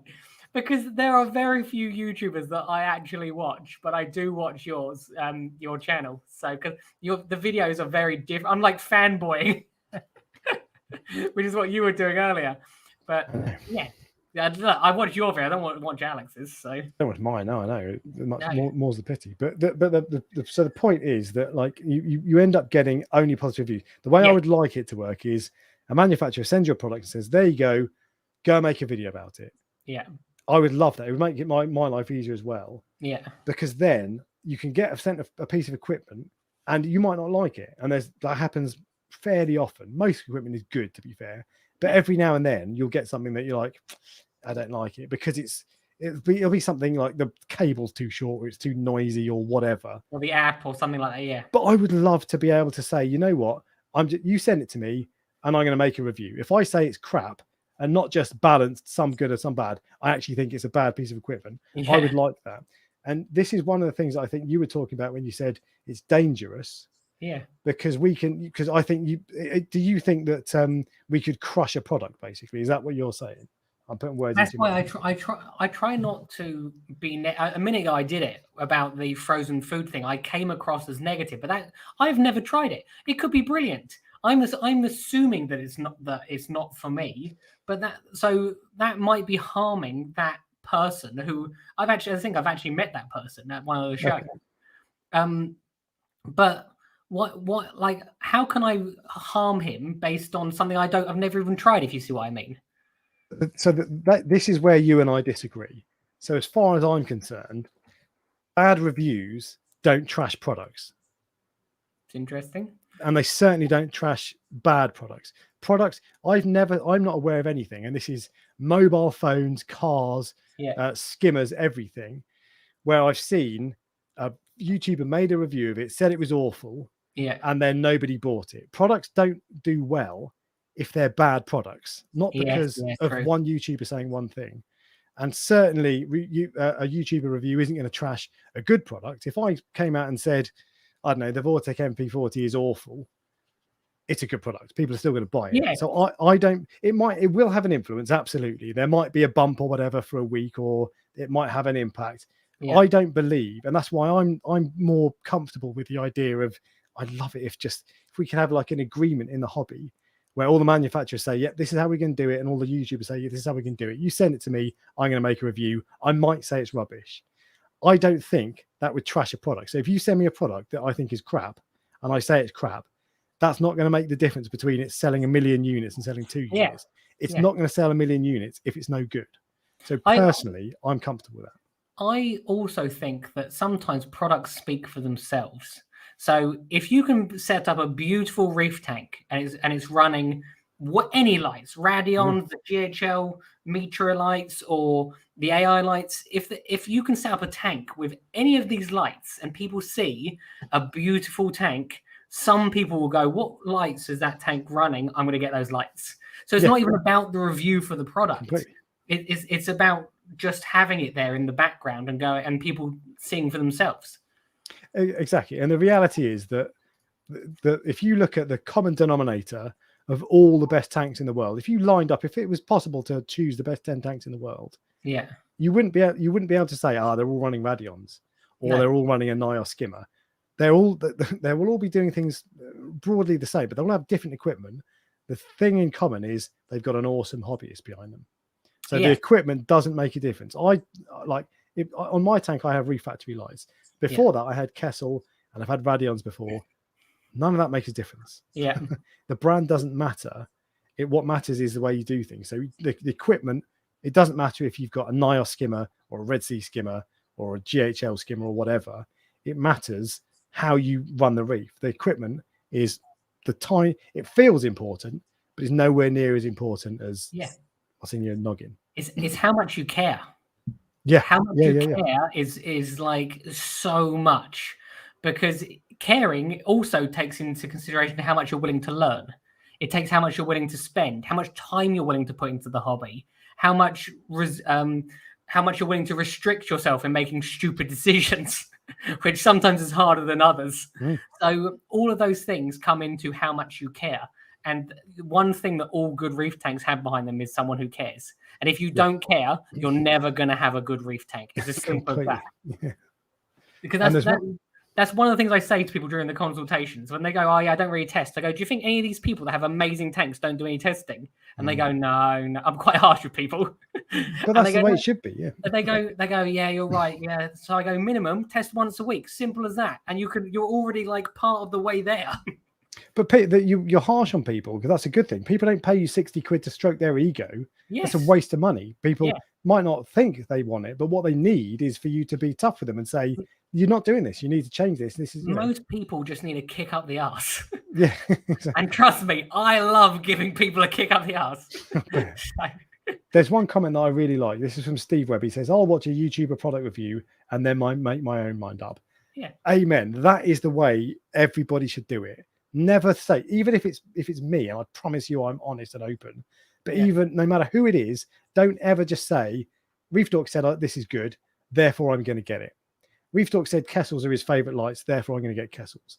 They are my favorites, but it doesn't mean you buy a Kessel, your tank's going to be awesome.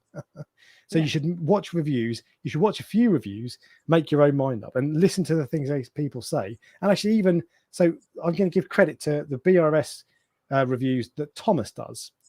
So it's a sales pitch at the end of the day, because they're selling these products, but he will tell you the bad side. So he made a review of the AI Nero pumps recently, and he presents it in an upbeat way. So if you're not really paying attention, all you'll hear is this positive voice, and you'll think he's saying everything is great. But actually, if you listen to him, he'll tell you that you need to put the back cover on the Nero 5s, otherwise they have been known to squelch fish up. Yeah. And he tells you a few other things like this. So if you listen to him, he presents. He will tell you if a pump is noisy. He will tell you the good and the bad. Might not sound like it because he's got an upbeat voice. Yeah. But it's the way he does it. Yeah. Don't trust Reef Dork on light choices. Yeah, well, I've had them all. That's true. So if anyone you should trust on light choices, it's you. Well, but because very few people have tested as many as you have. And James says, how much does it cost for someone to stroke my ego instead? Yeah, same amount. But there you go. So I mean, that basically, what I would love it if reviews could be different, and I would love it if I was a full-time YouTuber, I would be at the point where I can say, you know what, you send me a piece of equipment, I'm going to spend a load of time investing all my time in it, and I'll make a review. And if it's crap, I'm going to say it's crap. But the reality is, I don't have time to go and do that. If you send me a piece of equipment that's crap, it takes me a lot of time to set it up. I'd rather just send it back, because I can't waste all this time when I've got to be at work, looking after my cat, the tanks, my missus. Cat. So. not your wife, your cat. Oh yeah, the wife, she's like fourth on the list, but but yeah, so I would like that. But because of that, Steve Webb's attitude is the way to go. You watch the review, you listen to what they say, but you also look at what they say, look at the product as well, because they'll show you it out of the box. They don't just say, Reef Dork said the Deltec skimmer is awesome, which it is. Just watch it and make your own mind up. And the trouble is, we don't have like newspaper reviews. We don't have reviews all over the place in this hobby. It's a small hobby, so there isn't many places you can get information. YouTube, you can. You've just got to absorb it yourself and make your own judgment based on what you've seen. The other thing is, our videos are up permanently. So, and often the reviews are made relatively early on with something. Yeah. And sometimes you think this idea is brilliant. And I'm one for this. There is a specific product which I thought was a brilliant idea. And then I realized after using it for a period of time that one specific brilliant idea wasn't as brilliant as I originally thought it was. And it actually is a harmful thing. And again, what was it? No, I knew you were going to ask that. Red Sea have the skimmer cup for the Red Sea thing has a little paddle in it. You can turn it. Yeah. When I first saw that, I thought that is brilliant. That is a brilliant idea, because you can turn it and you keep it clean. And if you turn it every single day, you'll keep it clean. But the reality is, most people don't turn it every single day. Right. And they'll turn it at the end of the week. And then basically you've got a load of skimmate that you're turning around, and some drops back into the skimmer. Yeah. So it was a brilliant idea. I even remember seeing it in Zoo. I thought this was before it was in a tank. I thought that's such a good idea. And then in practice, I'm too lazy to turn it. It's a brilliant idea if you use it the way the manufacturer intends. Yes, exactly. But people never do. Yes, and I'm one of those people that don't. And even those automatic turners that get made. Yeah. I thought they were a brilliant idea. I've actually loved to have one. I tried to get one once, and it was during COVID, and they said we weren't shipping to the UK. Right. But I think what happens is the skimmate builds up on the paddle rather than. Right. So although it doesn't go around the edge, it does go on the paddle, and then when it gets heavy enough, it falls back in. So that's not helpful. Do you know why why people? Because you rightly say that most product reviews are after a few weeks of use, maybe a month or two at most. Yes. Why is that? I'll tell you why I think. Well, it's because if a manufacturer gives you something, they expect a video relatively quickly. Yep. And also because I think people like the YouTuber wants to go, you've given me something, so I want to do this for you relatively quickly. 2, yeah. I thought that were the 2 ones. What's the other thing? I think there's 2 more. Don't know. You're gonna have to fill me in. So those are the first 2 things. Yeah. Also, you want to get it when you get a piece of equipment. You want to make the video, and because you absorb, you play around with it, you mess around, you test everything. So you want to get it done quickly. Yes. Whilst you've invested that time into it. Yes. And then you can move on to the next thing, especially if it's a new product. Yes, you want to be the first to show people the new product. And because people, and it's not just, oh, I was first, great, oh, look at me, I'm first. People want that straight away. If a new product comes out, people want to know it. Yes. So that's not just YouTubers being selfish trying to get to the first dib, especially in reefing hobby. Video product reviews they're not going to boost your channel. You're not going to make money. No. But anyway, so that is part of it. But the other thing is because viewers don't watch them. Viewers do not watch long-term reviews anything like as much as they do short, like instant brand reviews. new ones. Yeah. So there are times when actually the only product review I've ever done that's done well, 100,000 views, was a long-term review of the MP40, and it was a slightly clickbaity title. It wasn't actually clickbait because it was just enticing you in, and I was telling you what I say in the title. It was something that was worth knowing. But generally, people don't want to watch long-term reviews. People will say they do, and there will be a small portion who do. But if I make a review of something that's new, it'll get 10,000 views. If I get a long-term review, it'll get 2,000 views. Yeah. So there is no demand for it, or there's a very small demand for it. Right. And it will take a long time to make that video. And what's the point if you're only going to reach a couple of thousand people, for example, when you can make another video that will help 5 times as many people? So those are the reasons. But long-term reviews are really useful. I do like them. What I do these days is show. I actually will say I'm here to show you the features of this product. I'm not here to give you an opinion. So it's like an advert to show what the product can do, not whether I love this product or hate this product, and then it's up to you to decide if you like these features or not. Yeah. But the really good thing to do, if you ever see any of my videos, but any review at all, because once I've uploaded the video, it's there forever. So if you click on my review 2 years later, ask me, how are you getting on with this 2 years down the line? I might tell you I got rid of it because I didn't like X, or I might say it's wicked, don't really have anything to add. So you can ask, you can always ask, and most YouTubers will reply, certainly in our hobby, because you're smirking. But I'll let you continue. But so it's not like, so if like MKBHD gets probably 50,000 comments on each video, I get a few hundred. That's still an overwhelming amount, so I don't reply to a lot. Yeah, that's why I was smirking. But if someone's asking a question that I can, so if someone asks a question that it would take me 10 minutes to answer, you got no chance, frankly. Because if I spend 10 minutes answering every question, I need to quit my job. But if you ask me a question that I can do 2 lines, I'll answer you. No question about it. And other people like Parker's Reef makes a point of replying to every single comment. So you can always ask him. And most people, if you ask a comment that's pertinent, most YouTubers in our hobby will reply. So always worth doing that, because you're not going to get a long-term review. So ask. Yeah. Doesn't necessarily mean they'll be completely honest. If someone's been given a product, or if they're sponsored by a company, you can't necessarily trust them, but you've got to bear that in mind. Yeah. Because YouTube reviews aren't for telling you what to buy. They're for showing you, like you say, you do product showcases, showing you what's what, and you make your own mind up. Don't trust any YouTuber, myself included. I like to think I'm trustworthy, and I am honest, but don't trust YouTubers, because they'll all have some biases. Even like for me, I might do a review of Kessels. I bloody love Kessels, but that doesn't mean that they're right for you. Like I don't like the shimmer. I hate shimmer. Exactly. So Kessels are never going to be for me. And every time you say I love Kessels, I'm like, but that's a perfect example. Someone could give me a Kessel light, and I'll go, I don't like this light, and you'll go, I love it. Looks amazing. Yeah. But so that's a funny example. But the point is, there will always be a bias, whether it's because you feel like you owe the manufacturer, whether it's because you like shimmer or you don't like shimmer, whether it's because whatever it is, there will always be some level of bias to a review.